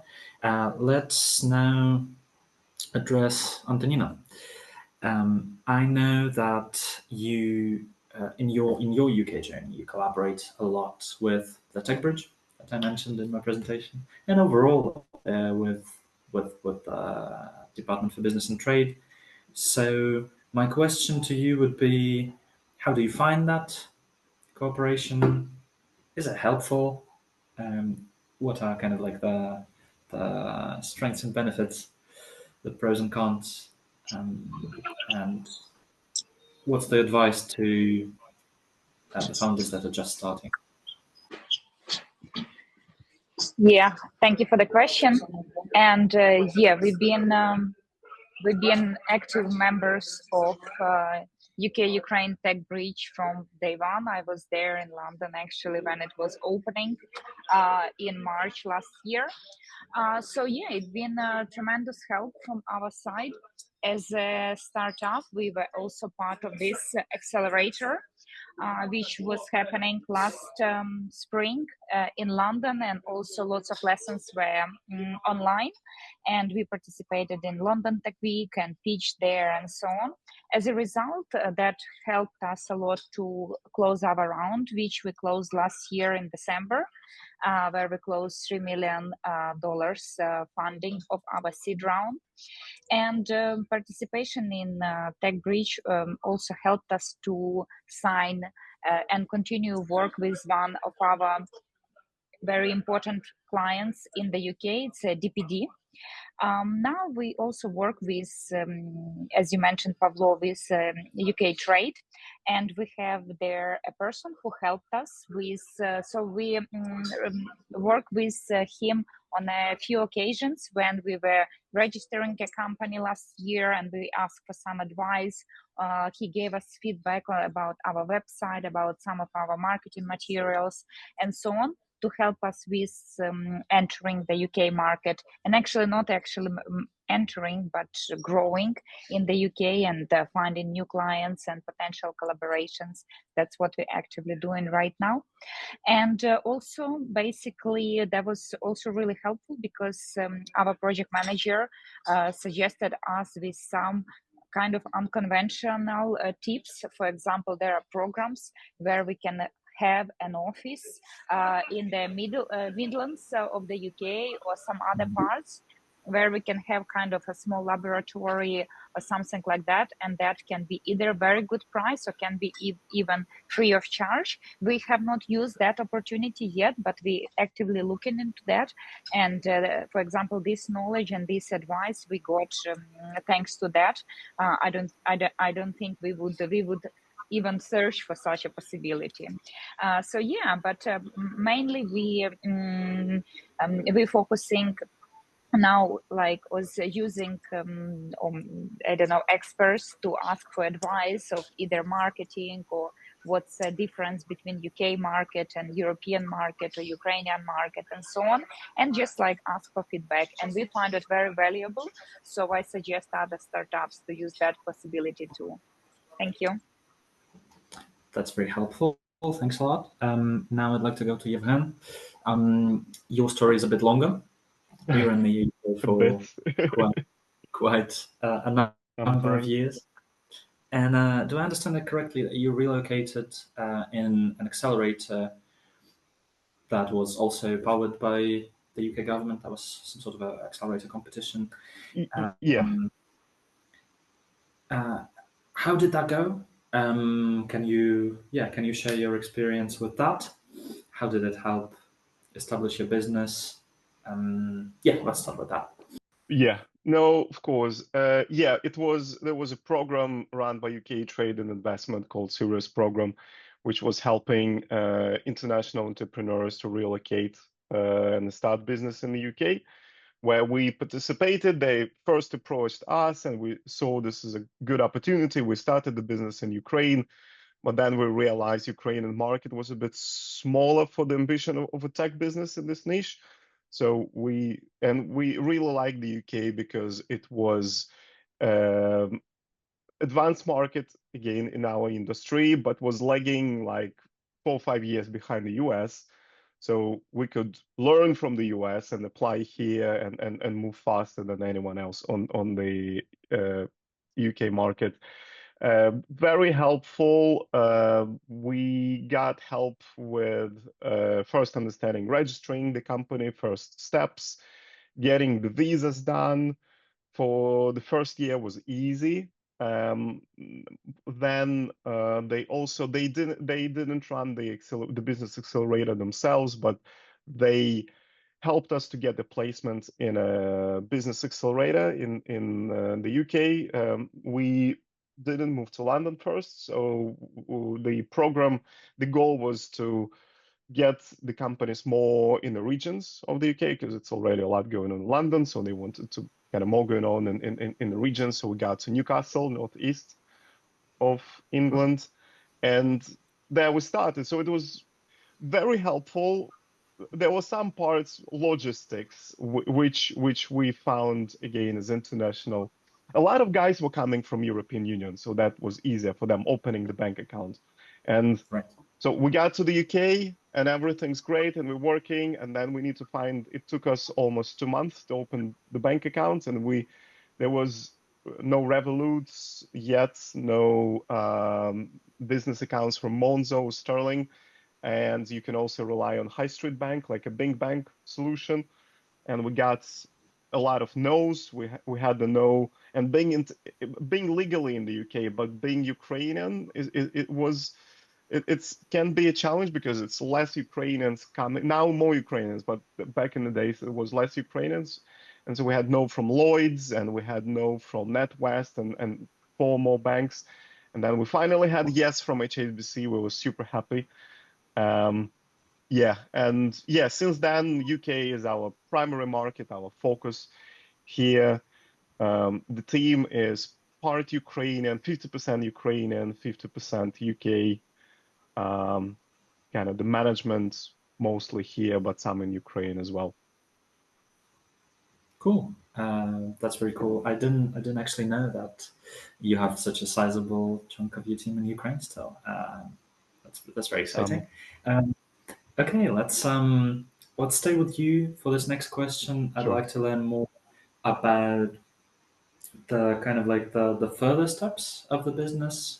What were your next steps, and how did you scale, and how would you describe all of that process, all of that life cycle that your startup has went through? Sure. I would come to this question with an angle of my learnings, if that's okay. I mean, not what we've done, but what we could have done a bit better, because this could be more useful to the guys listening to the workshop. The one thing we didn't do on year 1 and we should have done is getting an accountant, UK accountant, who understands how things work, and that's boring and that's a bit of operational burden, looks like, but in reality it does help a lot. Even if you don't generate any revenue yet, you really need to get an accountant, because if you're looking so for example, in the first couple years we didn't know much about programs like EIS, SCIS, and how the company operations affect your liability for EIS, SCIS, and it's a big thing in the UK, because angels who invest with EIS or SCIS get part of the money back, and the program then ends at some point, and so accountants can help with this. There is an amazing thing as R&D refund. So if you, as a company in the UK, as a kind of small business, if you're focused on innovation and you produce something new, some new kind of technology, the expenses of creating this technology, you can claim some of those expenses back as cash, as tax benefits, but most of the companies do as cash. It's literally with your annual accounts, you can submit a form where you explain what you've done. It's actually okay. It's not too big. And then depending on kind of how much did you spend, you can get like a substantial part of money back, up, as far as I remember, up to 40%. So if you spend £100,000 on developing something new, you can get up to 40,000 pounds back. Now, since the last year, only UK employees can qualify for this, but you can also, so we can't claim anymore for our Ukrainian team members, but we did for a number of years. But again, to navigate through this and how do you do this and what are the best practices, you really need accountants to be helping with you. And as you grow, you change accountant for a fractional financial director. I know for a lot of, especially Ukrainian founders, that might sound a bit scary, is giving away of a bit of control. It is not. It's just, I wish we got our financial director sooner. really recommend getting you. Of course, you need to do interviews, understand the person, but the amount of stuff you can do with the help of good financial director or just okay financial director is just enormously bigger. I know all of that boring stuff, but it does allow you and activate a lot of the projects and a lot of efficiency with running the business. So doing this, cautious of the time, I think that was more. We now have financial director and we got accountant on the second year while being in the UK, but I wish we've done sooner because we could have, we would avoid some of the mistakes that we've done if we solved it earlier. So focus on finance early. Really insightful. Thank you. Yeah, it's clean house, you know, having a clean house, everything is right in the right place. And when you raise investment, it's super helpful.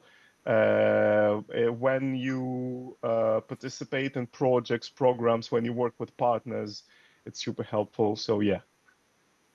Cool. Thanks a lot for that. Actually, on the topic of participating in different projects and partnering, I'd like to turn to Antonina and ask about your relationship with DPD. I know you've entered essentially into that relationship via the competition or contest. So how did that go? And was that a good strategy? Yeah, thank you for the question. Yeah, so as you said, we entered one of the competitions that was organized by DPD together with LMarks, and that was a competition which we didn't know much about before we entered, and actually there were no much description online about what is that competition. It was actually an eco-launch program.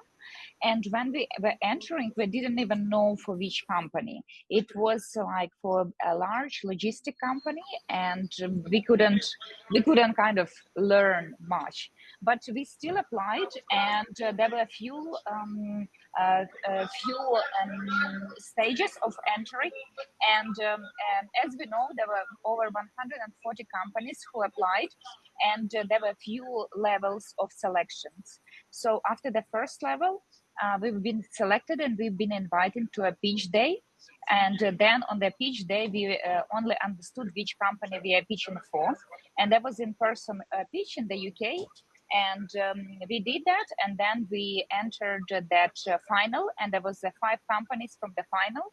After the final, and the final meant that there was a 10 weeks program. And during that 10 weeks, we had to deliver a project, which we did. And there was actually really remarkable work done from both sides, from our client, who is DPD, and from our team, because within 10 weeks, we developed solution. We automated for them one of the departments, non-com departments, one of the most difficult departments in logistics, in sortation center. And yeah, basically we delivered 2 of our robots from Ukraine and taught them how to work with cages on wheels. We also taught the staff of DPD how to work with robots. And that was the beginning of our journey. That was like the entrance of the successful pilot, and as a result of that pilot, we now work with one of the second largest logistic company in the UK and in Europe, and that also was gave us a lot of strength to enter UK market and to get our feet on the ground in the UK and Europe. So yeah, strongly recommend to search for similar programs. I can repeat, it's LMarks. You can enter their website, and I can also really recommend to follow what programs they have, what competitions they have, or maybe similar programs, because that's obviously free of charge, and it's possible to start within such companies, to start work with the largest players on the market. So thank you. Cool. Thanks a lot for your answer. Yeah, keeping an eye out on all the various projects can be difficult, but can really lead you to these big fish. Cool, thanks a lot. And then over to Anatoly, about your entry strategy. I know you've had to change your entry strategy a little bit, so if you can share a little bit more about that, that'd be interesting. Yeah, I guess I will say a lot of stupid things right now because this is actually about the initial ideas we've had on how we can expand our startup to the broad markets. So this is a number of mistakes you often do when you expand to external markets from Ukraine. And one of the mistakes is that you initially think that your expansion strategy basically is you are here and your clients are there. So idea is to somehow communicate with them from Ukraine without being physically available here. It will not work this way properly, definitely. You need to understand the context, and this is kind of a challenge for Ukraine right now, and it's a challenge for us right now as well, because, well, being honest, a lot of programs tell you about the benefits of the European accelerators, funds, markets, etc.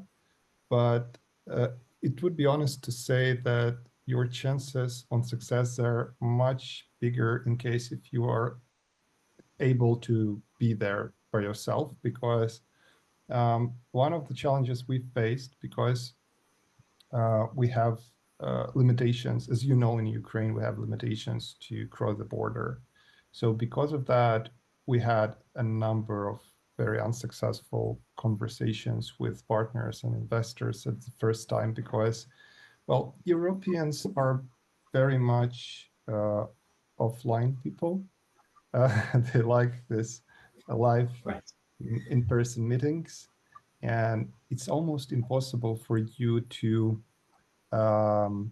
deal on something without this live conversations, which is fine, actually. It's just something you need to keep in mind if you want to expand. You will have to, I would say, grow up.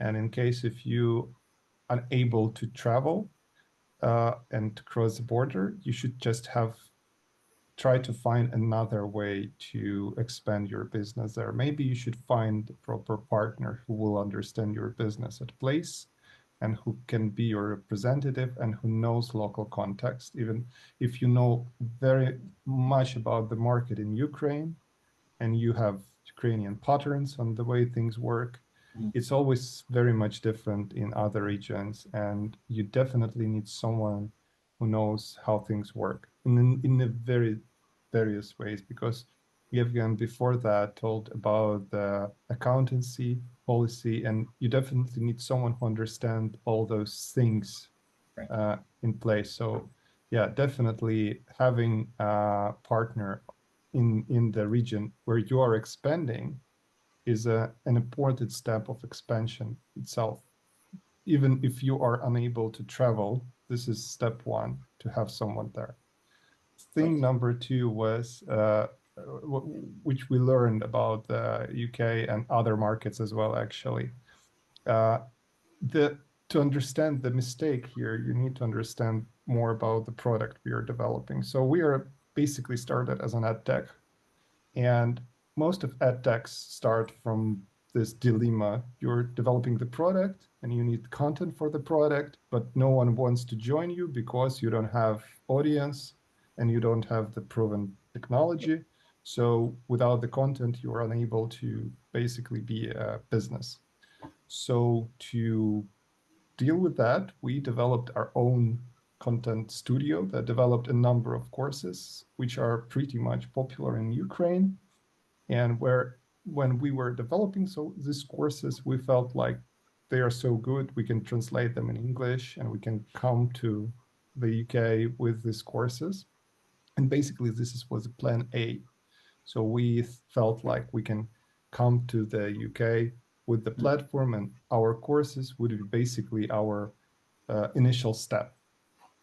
And it didn't work because, well, it's pretty obvious for us right now that people in these regions, they trust more to the locals. If you work with Ukrainian educators, Ukrainian students would definitely trust them. And a lot of Ukrainian people are kind of celebrities here. I believe everyone heard of Andrei Fedorev and Volodymyr Smirnov from Spilka and a lot of other talented people. Yeah. And most probably in London, nobody knows them except for Ukrainian expats. So even if you have stars on your platform in Ukrainian context, they people in the UK wouldn't trust them. And also you need to understand that there is a huge difference in ethnicity, because if you have ever been to London, you would know that there are a lot of different people from different nations in one place. It's very multinational city. And that is why you would need a different content for your platform from the very beginning. So that's basically was our understanding of changing the strategy here. So we cannot just bring our content to the UK. We need to get our UK partners to bring us content, because locals trust locals. And this was very important insight here. And yeah, maybe the last insight we've had was pretty recent one. When investors talked to us about our traction, we often explain them what we have done in Ukraine. And we've explained them this rapid growth. We explained to them how many people do we have, how many companies are registered here. And every time we've got this question, what are you going to do with the Ukrainian market in case if you would get an investment?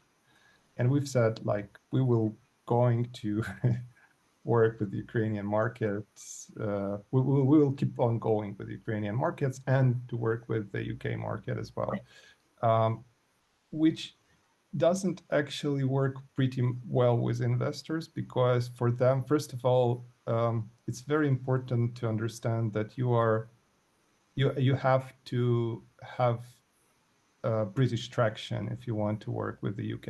You need to have traction in the UK, not in the Ukraine. And also, you should consider launching your product from the scratch here, and maybe even get the new community from the very beginning, in case if this is your type of the business, if you will work with SaaS product, because there are a number of things to consider. First of all, there are different rules on maintaining your product and work with the user database, because Ukrainian laws are different on the way you work with this data. In the UK, you have GDPR policies, and you need to consider this. And you need to understand that user database, it means basically that for users from Ukraine, there are one set of rules. For the users in the UK, there is completely different set of rules, and you need to maintain them. So the third mistake we've done is that we tried to get this, baggage from Ukraine and try to get it to the UK. And the best way to work here is just consider this as a separate business, and you need to start from the very beginning when you go to the UK. And the right answer on what you are going to do with the Ukrainian part of your startup is, this is separate business. It's different. It's irrelevant to what we do here.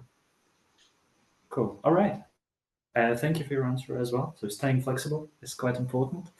Okay. I think I know we've overrun on time, so I think we'll stop there.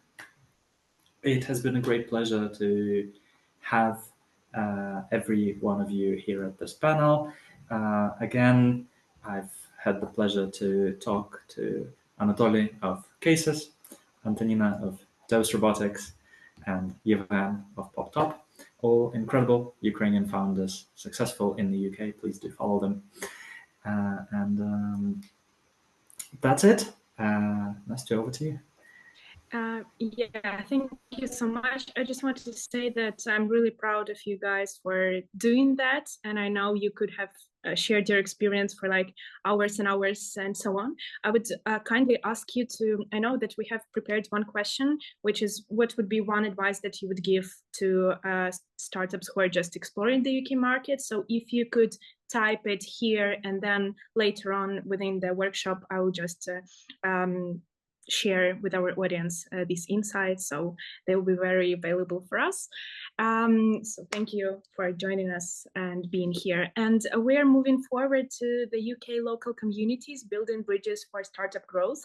And it's my huge pleasure to introduce you to our first speaker, who is Henry Cook. He's Innovation Program Manager from the bakery, and he will share his insights and his perspective and opportunities that are available there from the bakery. So Henry, if you're here, I just can't see you. Oh yeah, yes, I can see you. Hi, the floor is yours, please. Happy that you were able to join us. Awesome. I'm going to present my screen if you don't mind. I have a... Sure. Can you guys see a wrong screen? Let's try that again. Always good. Cool, awesome. Thank you very much, Anastasia, for the introduction. To everyone, my name is Henry Cook, and as Anastasia said, I'm an innovation program manager at the bakery based here in London. So I support startups from pre-seed all the way through to Series A, in a way where we support them by partnering them with corporates to support these corporates on niche challenges that they're facing.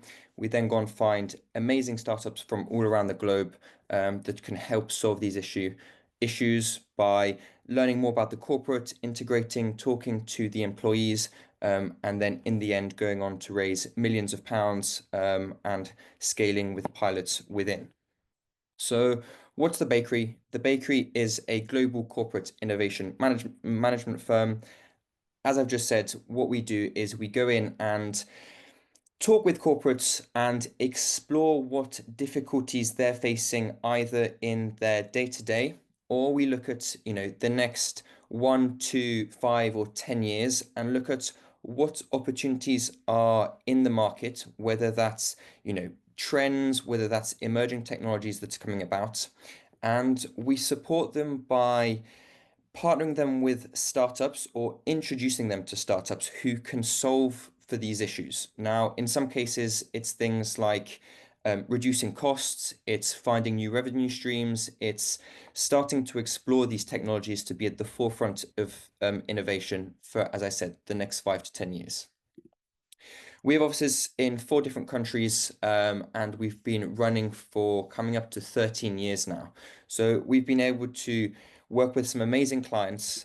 We've built up an amazing database of startups from all around the globe, 100 plus clients over 20 countries.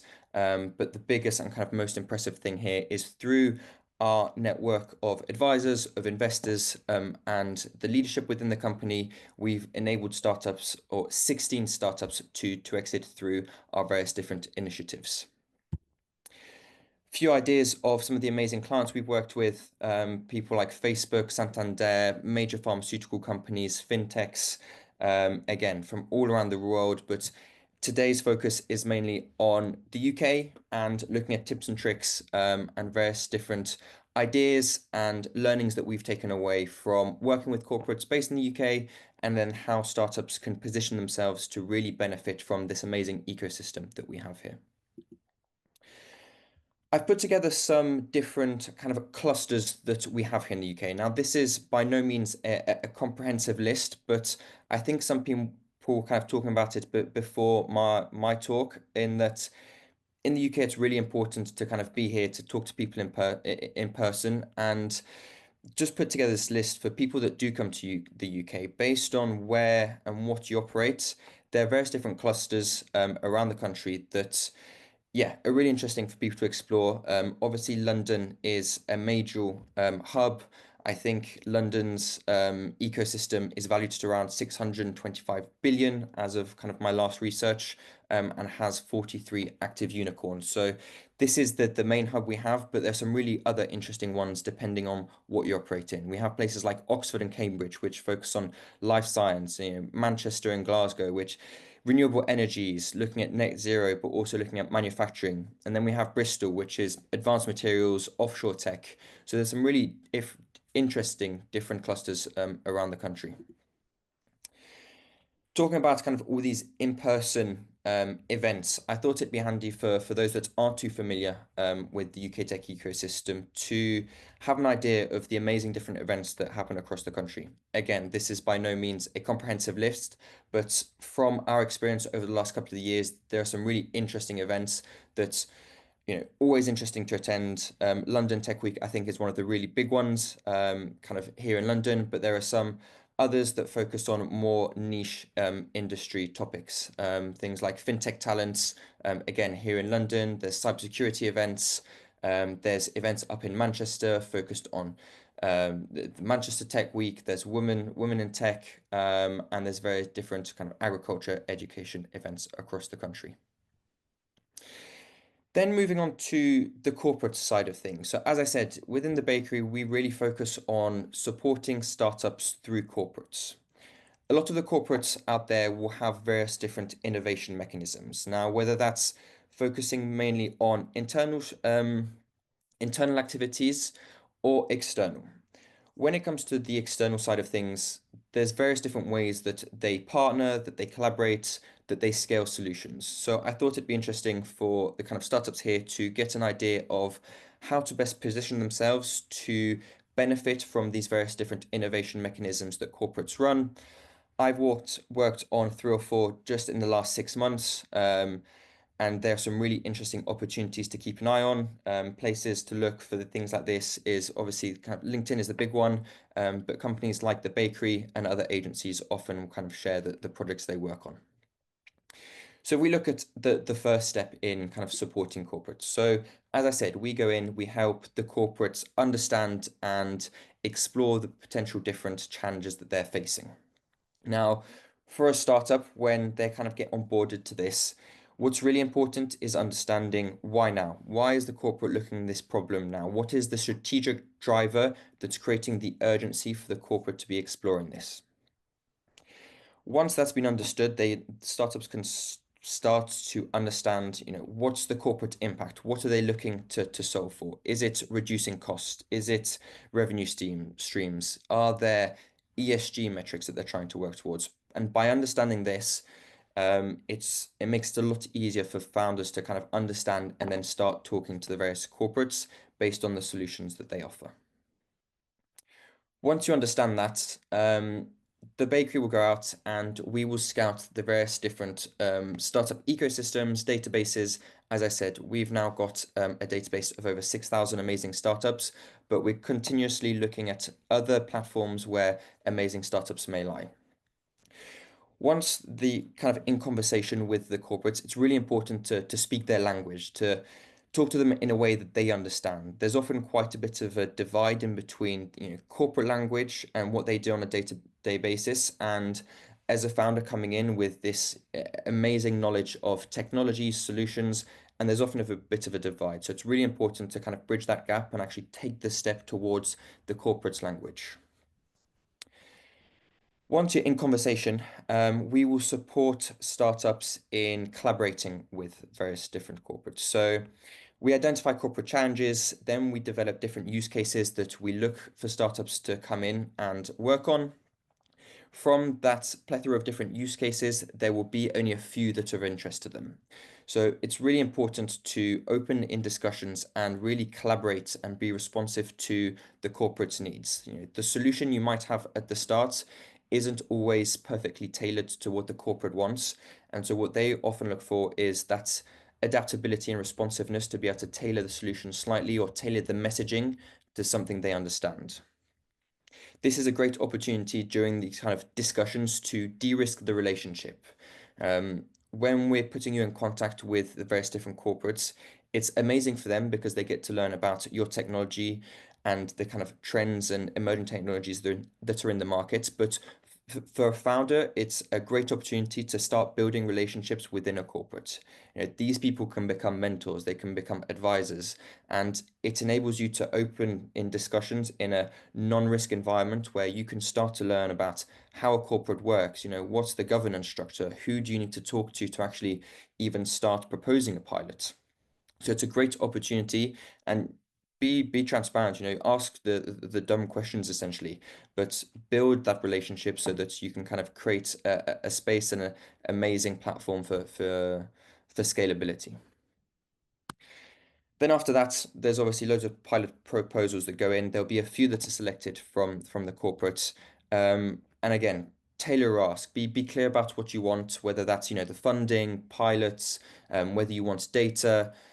All of this kind of works towards building that relationship and building the successful pilot that can happen within a corporate. And this is an amazing way to test your solution to get a big corporate name on the deck. And ultimately, it's a win-win relationship. For a corporate, they're getting an amazing technology and a founder who's constantly pushing the boundaries of what's possible. And for you guys, you get this amazing name on a deck. You get to test your product in a kind of sandbox environment and then find that market fit as you keep on going. Few examples of an amazing challenge we ran just recently was the UK-Ukraine Tech Bridge startup competition. So we ran a competition with the Department for Business and Trade and the Ukraine Ministry of Digital Transformation in finding startups that could support in the rebuilding of Ukraine after the war. Now, this was an amazing competition. We found 900 plus companies that could be a fit. From that, we ended up inviting 6 startups to London to pitch their solution. These solutions were kind of across cybersecurity, education, fintech, and there's others. But this was an amazing opportunity for people that had maybe never come to the UK ecosystem to talk to investors, again, talk to these corporates, and to start planting seeds and looking at raising money or developing corporate relationships. And I think this was already a couple of weeks ago, but I think there's already 3 or 4 discussions about raising investment and corporate kind of clients and pilot studies. So it was an amazing initiative. I'll echo this again. It's really important to come to places like the UK, to come to these innovation hubs and to start or to find people at the events they go to and start those discussions. It's an amazing and easy way to open these discussions, and we found that it works really well in the past. Yeah, thank you for that. And if there are any questions, please do fire away. Henry, thank you so much for the presentation. We already had an inquiry about your contacts and people wanting to apply. So yeah, dear participants, Henry, if you can leave your contacts again in the chat box, that would be great. We appreciate your time and support for our initiative. And we are moving forward, dear participants, to our next speaker. Today with us, we have David Monaghan. He's a London Tech Week Festival Director and Informa Tech Founders. And he will talk about his experience and opportunities. So David, the floor is yours. Happy that you were able to join us today. Thanks, Anastasia. Thanks for the introduction and for the invitation. Yeah, I'll just share my screen and present. I'm just going to talk to you a little bit about and give you an overview of London Tech Week. And it's already been mentioned, it was mentioned in the panel. I know Henry just referred to it as well. So I'm not going to talk for too long. I think we're running a little bit behind time. I just want to give you a flavour of what London Tech Week's all about. It's an annual event, obviously, and the next one is running in the 9th to the 13th of June in 2025, obviously here in London. And yeah, just to say, I mean, as Henry said, there are lots of great events that take place in the UK. We feel that London Tech Week is the most influential tech event in the UK. And I guess it's worth pointing out at this point that London Tech Week is both a week-long celebration of tech with hundreds of fringe events taking place all over the city, but it's also what I'm specifically responsible for is a 3-day festival with content, exhibitions, networking, which takes place on the 9th to 11th of June at Olympia. And we're expecting 25,000 attendees this time in this coming June, around 500 speakers. And really those speakers are drawn from the very most, the biggest corporates, some of the biggest founders that we've got here in the UK, but also worldwide celebrities and stars in the world of tech. And just to see, just at the top right there, sorry, top left, you can see Jimmy Wales, the founder of Wikipedia, and bottom right is Demis Hassabis, from Google DeepMind, just to give you a little bit of a flavor of the type of speakers that we get at the event. And really looking at what the reasons that we can say it's the most influential tech event in the UK. I think it's a great gateway to not just London, but also the UK as a whole. It's supported by the UK government and the London Mayor. It brings together people from across the tech ecosystem. So yes, we attract a lot of startups. We also attract a lot of corporate enterprise tech, so the people who are actually using and implementing new tech, and investors as well. We've got 6 stages of great content, and these combine to give us wide press coverage. And as I say, what we think is special about the event is the fact that it connects the whole of the tech ecosystem, and that enables us to accelerate innovation. So, as I said, bringing together enterprise tech, startups, scale-ups, and investors. And we represent the whole of the UK tech sector. We're so proud to be supported by the UK government, the Mayor of London, Tech UK, and Tech Nation.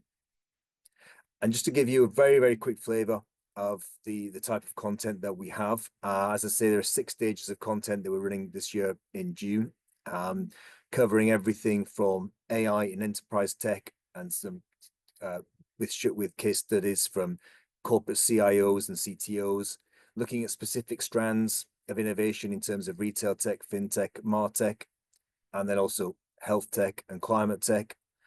We have a founder stage and a startup stage, which is dedicated obviously to people to people who are looking to start and scale up tech businesses.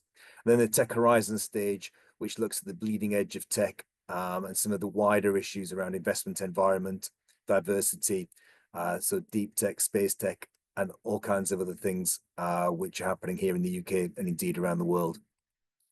And then finally, if you want to take part, it's a great place to come along, find investment, find customers for your tech, and just obviously to get a feel for what's going on here in the UK and indeed across Europe.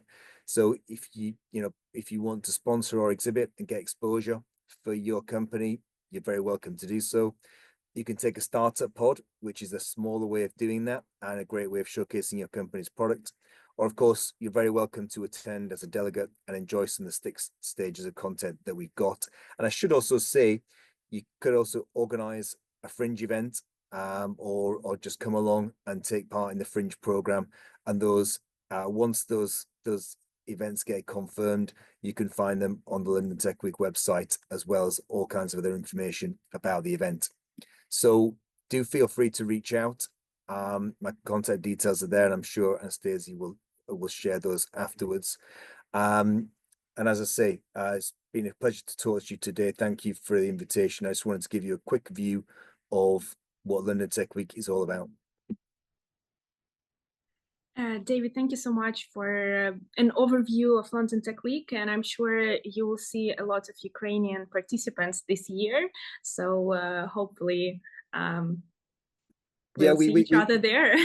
Yeah, we hope so. I mean, as you know, Anastasia, we were delighted to have representation from the Ukraine in 2024, and we very much hope to see as many friends welcome as many friends from the Ukraine as possible. Thank you. Thank you for your time and your support of Ukrainian tech ecosystem. I really appreciate that. No problem. Thank you. Dear participants, we're moving forward, and we will have an amazing presentation from Parke Sharma. She's a climate and sustainability at Royal Academy of Engineering, and she will talk about opportunities available in universities and research facilities in the UK. Paki, if you are here, wave. Oh, I can see you. Paki. Sorry, we did a mistake, right? You're Paki. Is that correct? Yeah, Paki. Yes. Yes. I'll share my. Should I share my screen now? Yeah, of Presentation. course. Perfect.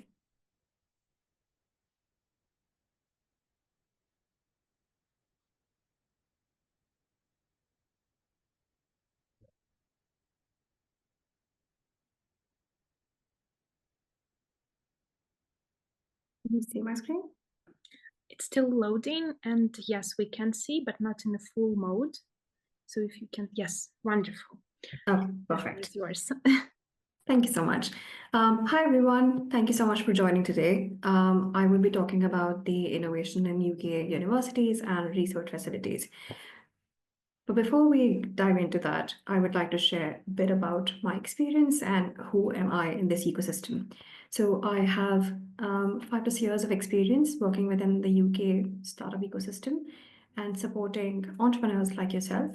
Currently, with my role at the Royal Academy of Engineering, I support 100+ investors, which range from different industries within climate and sustainability, and also digital and physical infrastructure.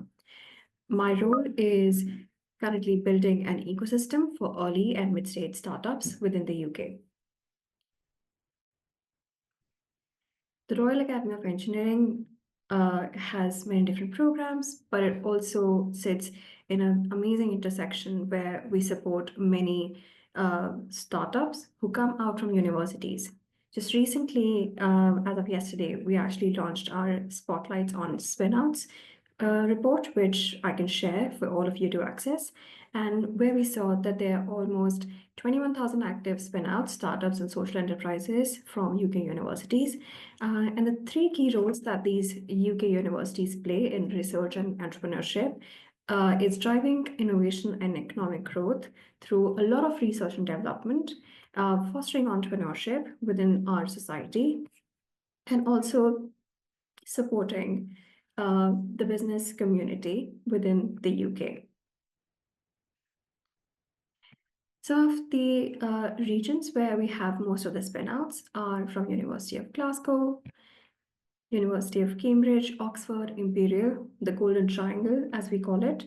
But the spin-outs are not just concentrated within these 3 regions, but also extend to countries like Wales, Northern Ireland, and Scotland.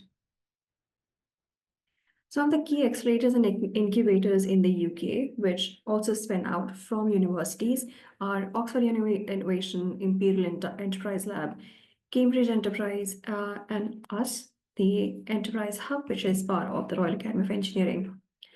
There are a total of 205 incubators and 163 accelerators, which are also currently active in the UK, and some of the key players are mentioned below. Some of the spin-out and funding opportunities that we often see are through venture funds and angel networks. So if you are based in Cambridge or Oxford or London, you have many local angel networks that you can access for funding. There are also many public-private partnerships for commercialization and research, and those can also be good ways to access funding. For example, Cambridge Enterprise University researchers are turning a lot of their ideas into ventures with 149 spinouts, and the access to technology and transfer offices in the different innovation hubs, which you might have heard about before. One of the key things to know is there's heavy investment that is going into the startups and spinouts that come out of university and research hubs, and that has grown significantly in the last decade to 1.75 billion, which was almost half in 2014. Some of the key investments are also coming in from VCs and equity firms, going straight into the spinouts, which has surged to 2.6 billion. And University of Oxford often has one of the best spinout creations, and it was the highest last year. Some of the other places where you can easily access grant funding are UK Research and Innovation, SBRI, and UKRI. The equity investment, this is a graph explaining a bit of understanding of how spinouts have gained a lot of equity investment. And as you can see, the scale has grown from the last 4 years. And this is the number of grants. And in both the graphs, the one thing that is common is the number that has grown each and every year, which showcases a strong foundation on understanding why so many amazing research and spinouts are actually funded after getting out of universities. One of the key things to notice over here is why the UK has such a strong environment for startups. Even though you might have come across a lot of these things in last few presentations that you saw, I would like to bring back the focus on a few things over here. The first one would be funding of availability, government grants, and venture capital and angel investors. The UK in itself has a huge network of different levels of investments and different level of support that they can offer through a lot of funding programs. The government of the UK has a strategic support for startups and spinouts. And in the last year, they have spent a lot of time doing an independent review and coming up with 11-point recommendations on what can be done, which showcases their commitment to spinouts and research facilities within the UK. The entrepreneurial culture and collaboration between the academia and industry and startups is quite compelling. When we come to commercialization of different technologies, it's not a journey that has to be done alone. And a lot of academics actually see a lot of support coming in from the wider industry. The third thing would be the international market access, strategic location and strong global trade links. As we all know, UK is quite interesting as a spot to be. We do have a lot of access to different countries, different programs, and a strategic location to expand your business. The fourth thing would be government support and R&D tax credits, which is available for a lot of innovative companies coming in. One of the key things to also look for is in university-led initiatives like Midlands Mindforge, which is a strategic opportunity for investment into a specific region through a university. Some of the opportunities for a lot of Ukrainian startups are around I've compiled 4 different pillars.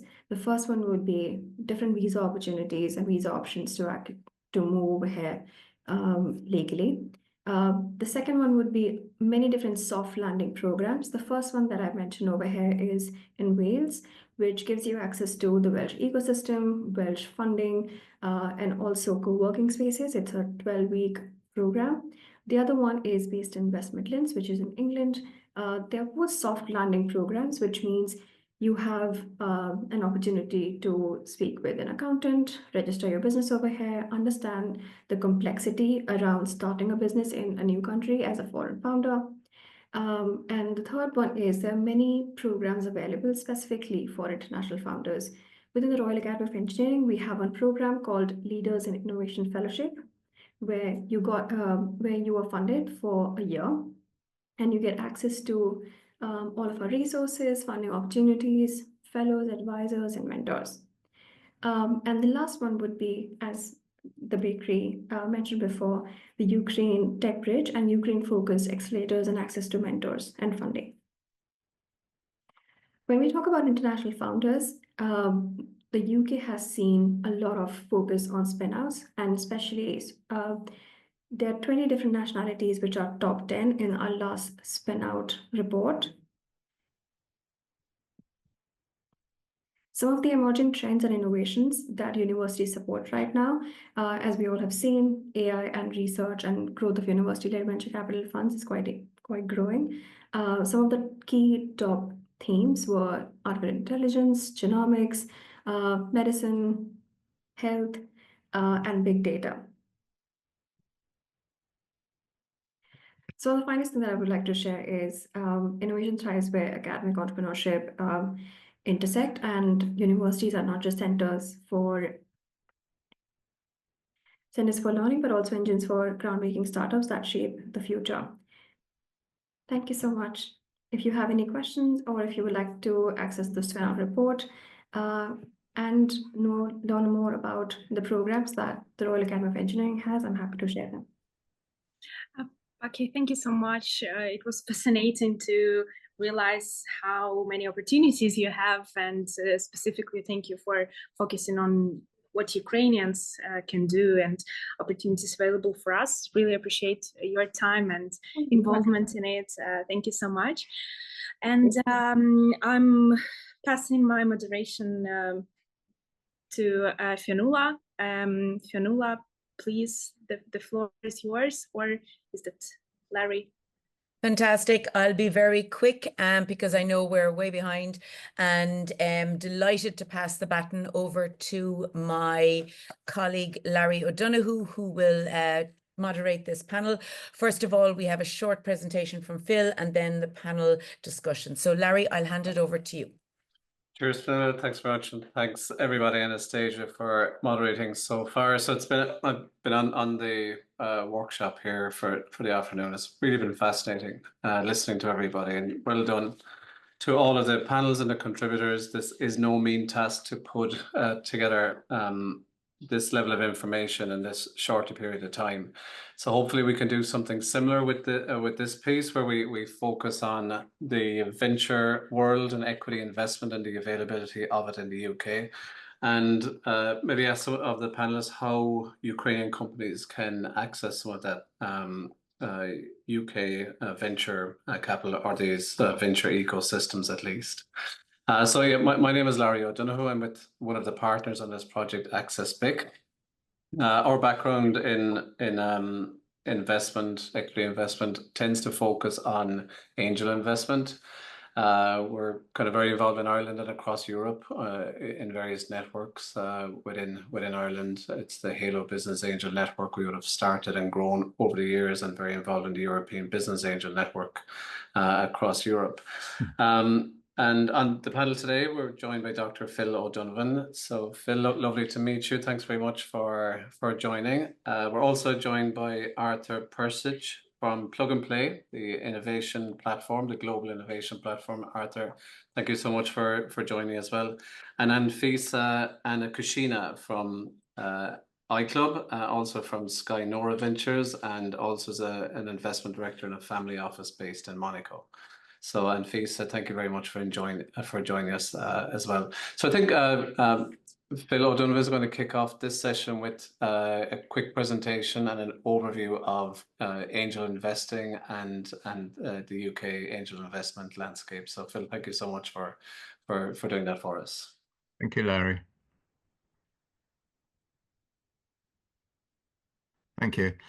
So I'll be brief. I've got a few slides here, and my purpose really, I do have a slide pointing to sources of capital, but my purpose really, as an exited entrepreneur myself, and knowing that there are quite a few entrepreneurs in the program here, I thought I would just point out a few things that me now as an investor, an angel investor, but also associated with a number of VC funds, think that it's important as you present your opportunity to people with money. Next slide, please. And this, I think, is a key slide. It is the startup journey is much and varied, but the successful companies do become legends. But along the way, something like 80% of startups fail within 5 years. And the biggest reason for failing is running out of money. Next slide, please, Larry. And what do investors look for in a startup company? There are some 7 things that they look for, but principally they do look for a founding team. I'm based in Cambridge. I'm a member of the Cambridge Angels Group, a club of 60 angels who invest in startups. And we see many pitches, particularly coming out of the university, where the focus is on novel technology or an idea. But it's the founding team that investors invest in. And the feeling is that the founding team can make most things happen. And if you start off with a good, maybe 10-page pitch of your opportunity, you stand a very good chance of raising money if you present it in the right way. Next slide, please, Larry. And one of the key components, those 7 components of presenting your idea is the value proposition. What does your company offer? Now, we know what Apple offers, great products, and they all communicate with each other. It used to say that their value proposition was creating magical products. But I think they're a little more pragmatic now. Uber, we know what they do. The company that we founded, 9 founders, Cambridge Silicon Radio, was the Bluetooth chip market leader. We spun out of a local company, Cambridge Consultants, and our value proposition was the single chip wireless company. We produced the first single chip Bluetooth device. And next slide, please, Larry. A business model is also very important. How will you make money? And semiconductors, which is what I know about, there are 4 ways of doing that at the top there. Designing chips, spending time being paid by companies to design chips for them. That's what we did at Cambridge Consultants. ARM, of course, you all heard of, is an IP licensing company. That's how it makes its money. And CSR was a fabulous semiconductor company. We've all heard of companies like Intel, of course. Intel does everything. It has its own fabrication facilities. But as a fabulous company, you need to pay other people to make your chips for you.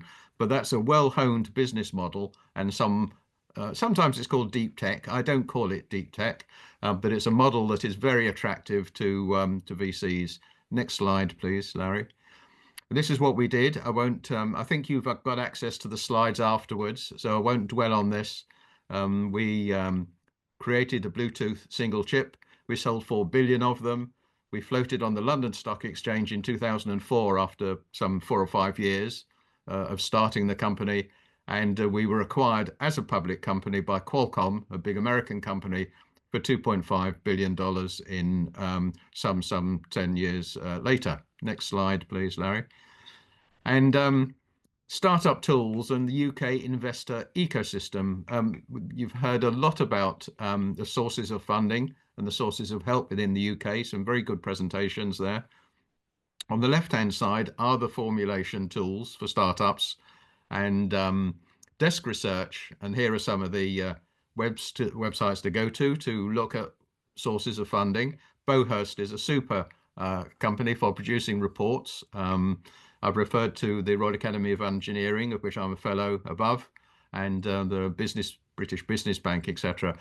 But the importance of the ecosystem in which you work, and I work in Cambridge and around Cambridge, is very important. And there's a plethora of exited entrepreneurs, of mentors, of incubators of various sorts, and advisors who will help you start your journey.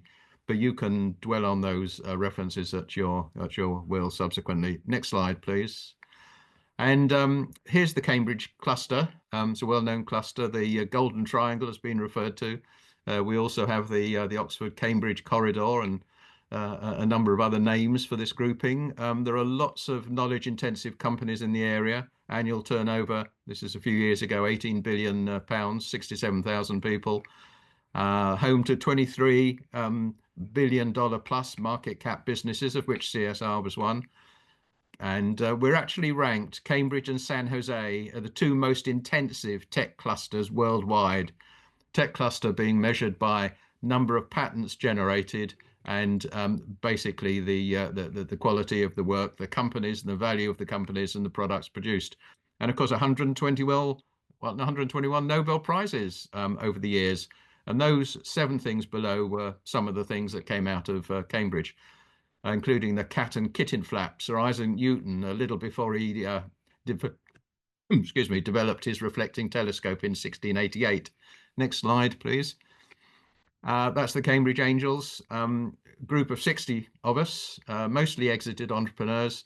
In 2022, we invested 71 million pounds in startups, and we continue to do that every year.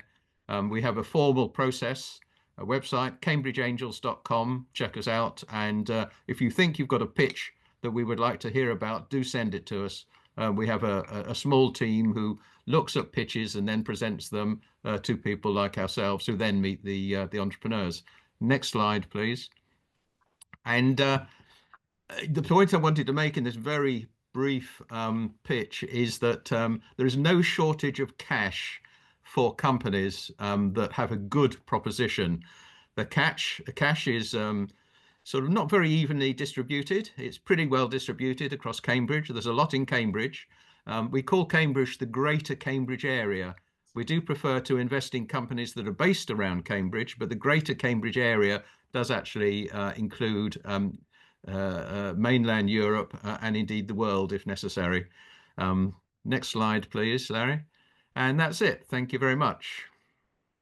Excellent, Phil. Thank you so much. So I might come back to that about where exactly you invest in terms of company location in a while.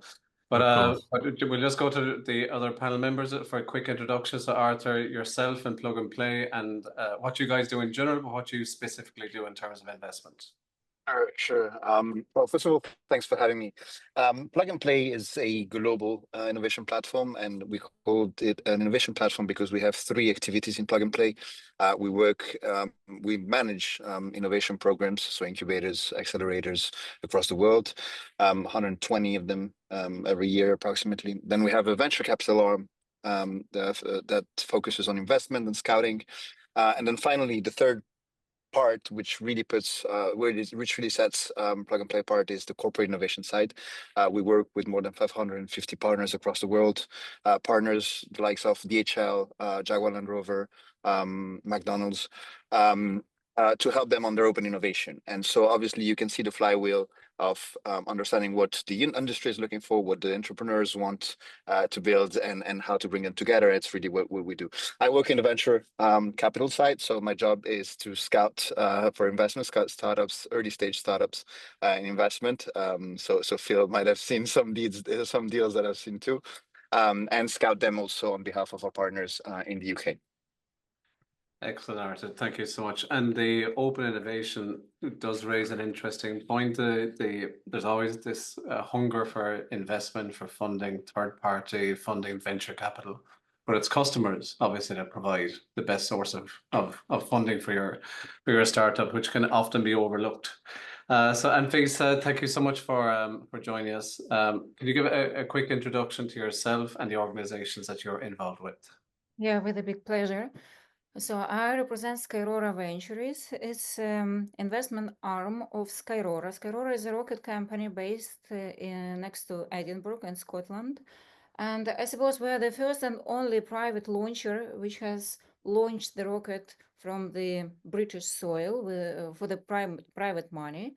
And we're also an active investor. So we're looking for the companies within the space and defense ecosystem, so to build the whole space ecosystem in the UK. So we're active participant in this very niche. I live in Monaco, and I also run community management of local Monaco family offices with a rather diverse investment thesis, but trying to bring them to the investment ecosystem because many of them have a very conservative real estate focus as far as you can imagine. And I arrange private events for them where I present them different players of the ecosystem, from the private companies to private equity and venture capital firms. Very interesting. Okay, so you're touching the UK ecosystem, the Ukrainian ecosystem, and the Monaco ecosystem as well. So this is you're a real power player in terms of connecting investors and startups. The beauty of Skyrora is that definitely you are right, the founders are Ukrainians. Yes, absolutely. And I see iClub as well in your. Yes, iClub is also founded by Ukrainian businesswoman Victoria Tikipka, right? But it's a global syndicate of investors. Perfect. Okay, so Phil, I'm going to circle back to you again here because we've got this onerous task of trying to summarize the UK investment landscape in a short. So can you talk to me about what you see happening in it over the last 12 months and give me your view for this year and what's going to transpire in 2025? Yes, thank you, Larry. As I've said, good opportunities, I think, are always capable of raising funds. There's been quite a focus on what has been called deep tech over the last couple of years. And depending on the definition, that includes AI, it includes semiconductors, it includes quantum applications, quantum computing maybe, but various aspects of quantum processing. And as I said earlier, Fabless Semiconductors is not deep tech. If you've raised enough money, we raised 85 million pre-IPO. You recruit the right people, you can produce chips, and you can make a lot of money out of producing chips. Bottom line is the business model is pipe cleaned. What you have to do to produce chips, given that there are excellent silicon foundries in the world at large, from TSMC, the largest in Taiwan, and 7 or 8 others around the various countries in the world, including Europe and Munich, particularly, for example. And the problem, I think, with some of the deep tech is opportunities, particularly around the quantum area, perhaps, is that they're rather a little too deep for most investors. It's a game perhaps for countries, for very large companies like Microsoft and others. But so far as investors are concerned, I know at the Cambridge Angels, we see an awful lot of pitches, very high-tech pitches, some on quantum, where the technology, well, it isn't technology, it's more science. So when the team has gone, we say, what a great team, and this is a good opportunity, but unfortunately, this is a science project. And what that means is that it will take too long to turn the science into technology and into products, and therefore saleable. And therefore, the making of money, profit, is an indeterminate number of years away. And that's the problem. That's not an investment opportunity for angels or indeed for most VCs.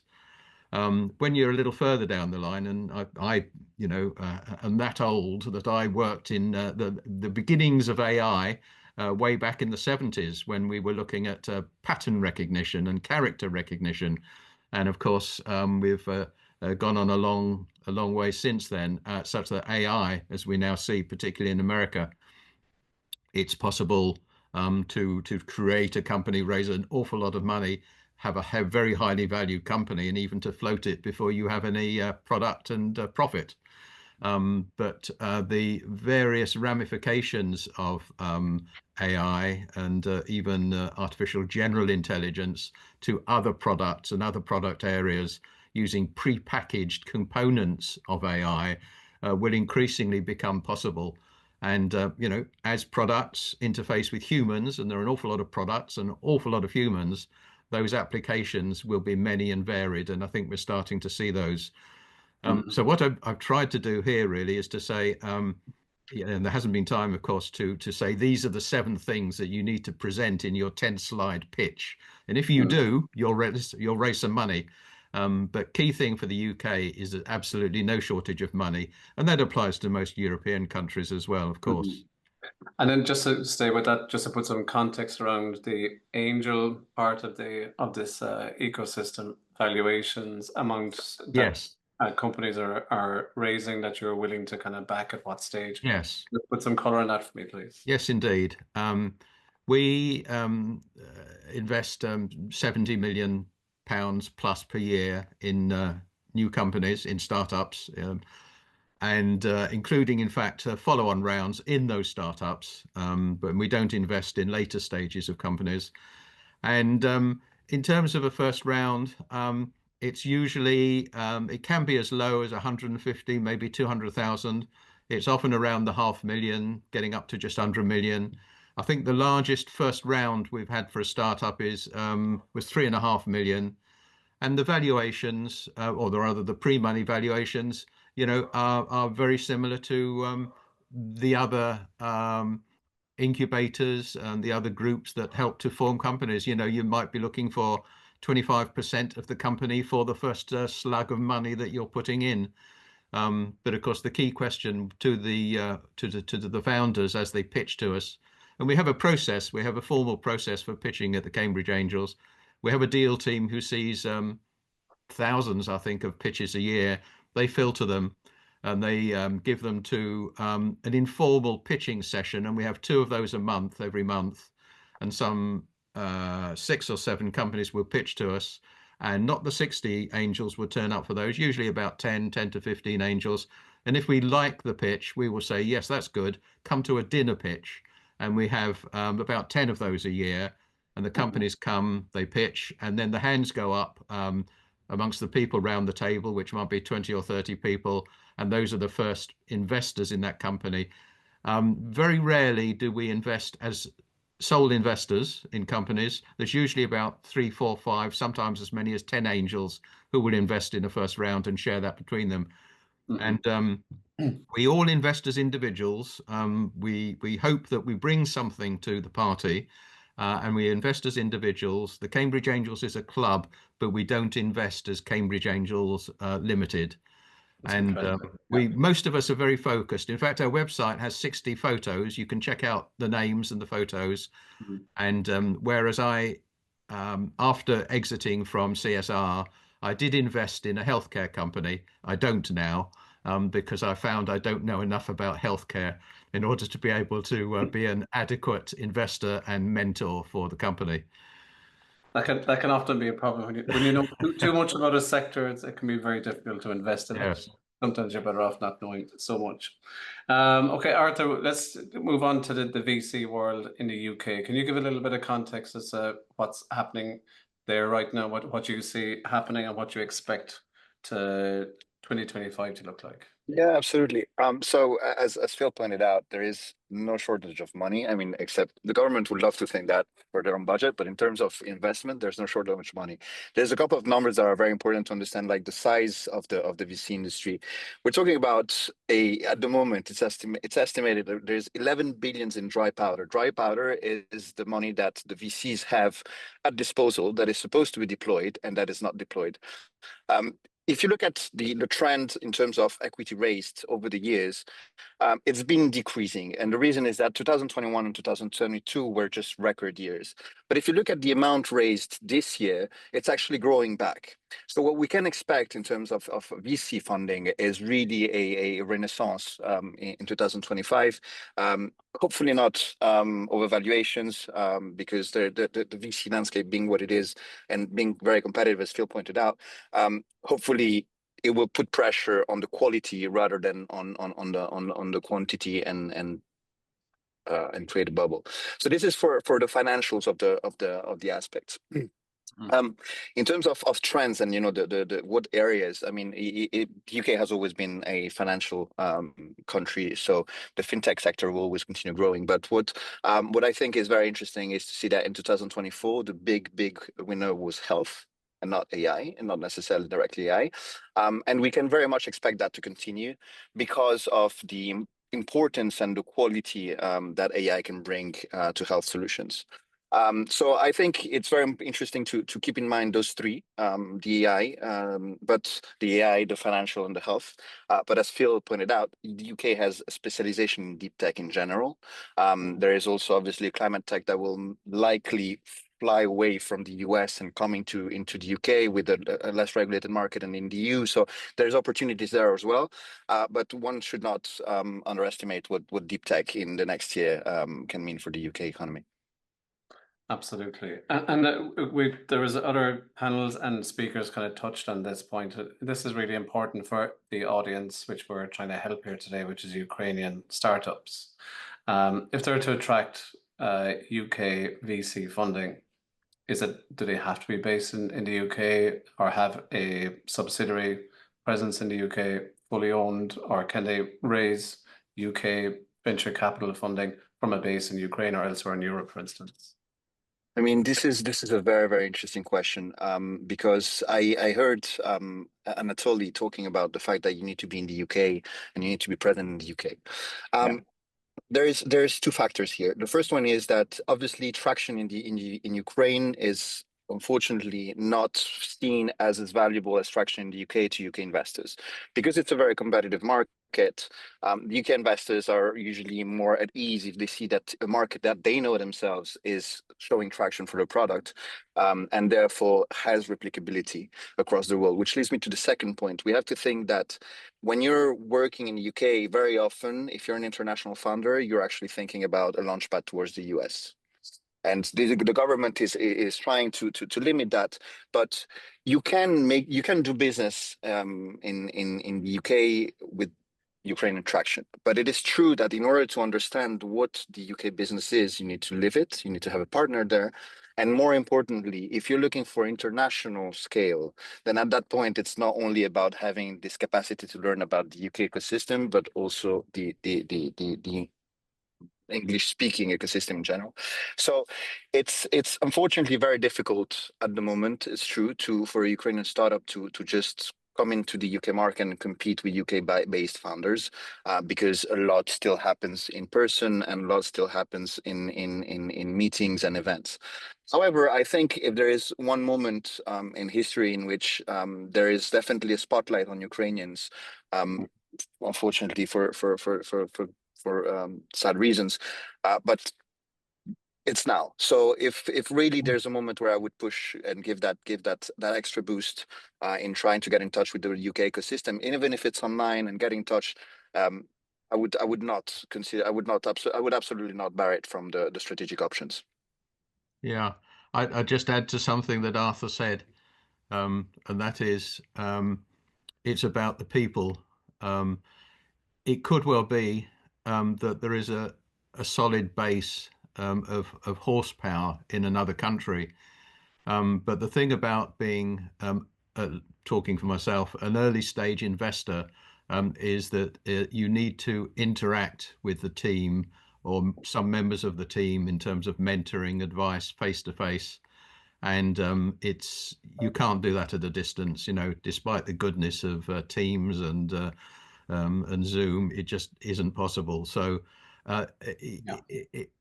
financially, anything can be worked out. But what most investors pretty much all investors are interested in investing in is something, some body of something, which, is a legal structure, is stuff that gets made or delivered, if it's a service we're talking about. But the key thing is the people behind it. And if the other things can be worked out, I mean, I do know of a couple of companies that angels have invested in, VCs have invested in, that have an office in the UK, have a presence in the UK, but the body of the staff are on mainland Europe or somewhere else. But if you have something that comes to your mind in the middle of the night and you wake up and you want to make a phone call or meet somebody face to face, you can only do that if they are reasonably close to you. Yeah, absolutely. That's a good point. And Fisa, anything to add to that? The practicalities of raising investment for Ukrainian companies in UK. Talking about Ukrainian companies, I would like to emphasize that the more and more interest right now is on Ukrainian military and defense tech. And those companies have a little bit higher probability to raise capital from Ukraine. But even though they definitely need to have contracts from non-Ukrainian players as a safeguard, they have to expand over from Ukraine to another countries for sure, but the place where they develop and where they test the product can be Ukraine. And it's even the better solution for them, and not only for them, to have this opportunity, to test anything related to this industry on the battlefield. This is the only probably bonus to be Ukrainian startup right now. In all other situations, it's definitely just the extra risks. And as a representative of space tech, I would like to emphasize a little bit about such important players in British ecosystem as co-investment schemes, which are very relevant exactly for big companies, capital-intense industrial companies, where British government co-invest alongside with other VC players, or even syndicates when they have this reputable status for the government. So we've talked a lot about different players in the ecosystem, but I haven't heard about British Business Bank, Scottish Enterprise, British Enterprise. Those guys are really important for Ukrainian, non-Ukrainian, any player raising capital from the British ecosystem first. And secondly, again, as a representative of industrial investor, I would say that corporate venture arms as a, again, innovation mechanism in UK are very strong. And I also haven't heard today about such CVCs as Kinetic, MBDA, Leonardo, Biosystems, and all others. Just keep in mind, and hopefully there are listeners today who are in this industry. Pay attention to these guys. They're serious, they're easy to understand you, and they can go to this compromise wherever you are in Ukraine or outside of Ukraine if they understand your technology, if they speak the same language with you, and they are much easier to make this decision than like generic VC, for instance, or angel syndicate. Just remember about them. Yeah, that's a really good point, and there's so much more that we haven't been able to cover today for sure. But that kind of leads me on to maybe a final point here. But there's huge change happening, obviously, across Europe at the moment, and especially across all major economies in terms of military spending and what that's going to mean for availability of capital to forward various innovations and technologies that are either fully or partially pointed at those sectors. So what's your view on that, and how quickly will that impact be felt? Phil, if you want to maybe comment on that. Yes, it's a difficult question. I know, being an entrepreneur, I think I've learned that that old phrase, move fast and break things, which is said to have come out of California. I'm not sure it did, but certainly used much there, is so important. The thing about entrepreneurs and their ideas is they have to get going with them quickly. As I mentioned, most companies run out of money after 5 years. That's the biggest reason for company failure. And I'm afraid waiting for governments, perhaps waiting for large companies, is something you just can't do in terms of waiting. If you work very hard and get the links with those larger companies and find the people who are prepared to work with you in terms of the specific use and application of your technology, whatever it is, and they can provide you with some help and also perhaps with some money. And they certainly have good relations to government, so could help with that in terms of arm twisting, perhaps, then that would certainly help. But this, I think, is where incubators, mentors, advisors can help, because a lot of those people, have retired from government, from large defense companies, perhaps, and indeed from universities, and can help and will have a lot of ideas about how the entrepreneurs, making their first way in the world with their product or service can work it out. But getting stuck into a large group of people, around the incubators, around the areas where there are people to talk and schmooze with, will be very helpful. But I'm afraid waiting for government, I didn't mention in the hard tech area, but my actual first job was working for UK ARE, the UK Atomic Energy Civil Power Programme in Harwell. And, their fusion technology was being worked on, and all sorts of nuclear technologies. Where now do we have our nuclear program in the UK? And there are fusion companies in America and indeed the UK and elsewhere who are likely to be the big stars of the future in terms of energy generation. But could you put a time scale on it? I don't know. So I think the point I'm making is, as a group of entrepreneurs, as a team, get stuck in, but don't wait. And if your discussions with the larger players are not working out, move on. Yeah, no, absolutely.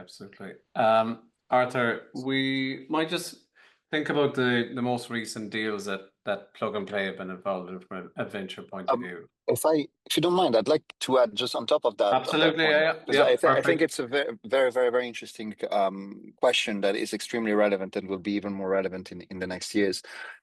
It's funny enough, I was having a conversation with a couple of investors in the defense industry. I think we can't tell any founder to solely rely on defense budget.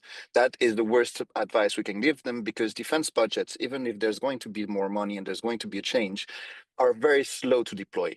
And so you will get if you might have 12 months between the first conversation and the actual payment or the actual prototype. And this is a death valley for any entrepreneur that wants to do defense. So I think it's very important to underline, if you have a utility, a use in defense, there will be money for you. It will come more, and we've seen deals growing in that space. But also keep in mind the idea of dual use, and also keep in mind the commercial side of it. And the second reason for this is that in order to have a deal with, we don't yet have really a completely homogeneous defense strategy and spending. So you need to be able to speak the different languages of the different defense different governments and defense point of contacts. In order to do that, you need to have someone on the ground, and we go back to that to the conversation we're having, which is, if you have that dual use technology and you're thinking about a commercial approach, this is actually your bridge towards getting into defense. And I've seen it, and I've had the conversation with founders. Very often they think they're going to be going straight to the general or to the lieutenant that's in charge of innovation. I mean, I'd be very curious to hear about it from Anfisa on this, because she's probably has a lot of experience in that. But I think we need to break that illusion that you go straight to defense, and rather keep the idea that if you have a defense application, pursue it. But keep in mind, because very often the defense applications have a commercial application as well, and keep in mind that it's going to be your way to bridge and to get there. I think that's a really good point, actually, because even still within a lot of European economies and ecosystems, the support for solely military use cases isn't available, whereas dual use commercial and partly military use is, and that's changing slowly, but it's still an issue in many of the landscapes across Europe. And Fisa, I'll give the last word to you here, because we need to finish up this discussion. Is there anything that you'd like to add to that discussion piece? Just a few words to confirm what was said from a little bit different point of view. When we have dual use technology and when we have commercial and military application, for us, for all of us, I mean, for companies and for investors, it's really important to get revenue from commercial side of the things, which is much easier to get, because in any way, when you go to your investor, he wants to see at least some traction. He wants to see some proof of your idea, at least on commercial side of the things. And in many cases, for instance, if you even don't have enough money from VC, but you have your commercial income, which gives you the opportunity to develop your military part of the things, which are apparently bigger and probably more impressive and more serious part of your business, but at least it gives you this bridge.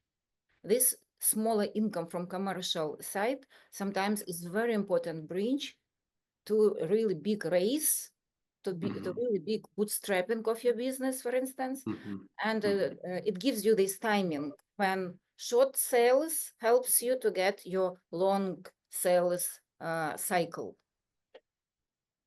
Very, very good point to finish on. So look, thank you so much, folks. This has been a really fascinating discussion. I wish we could have kept it going for a little bit longer. So Anfisa, Phil, and Arthur, thank you so much for your participation today. Thank you. And to everybody on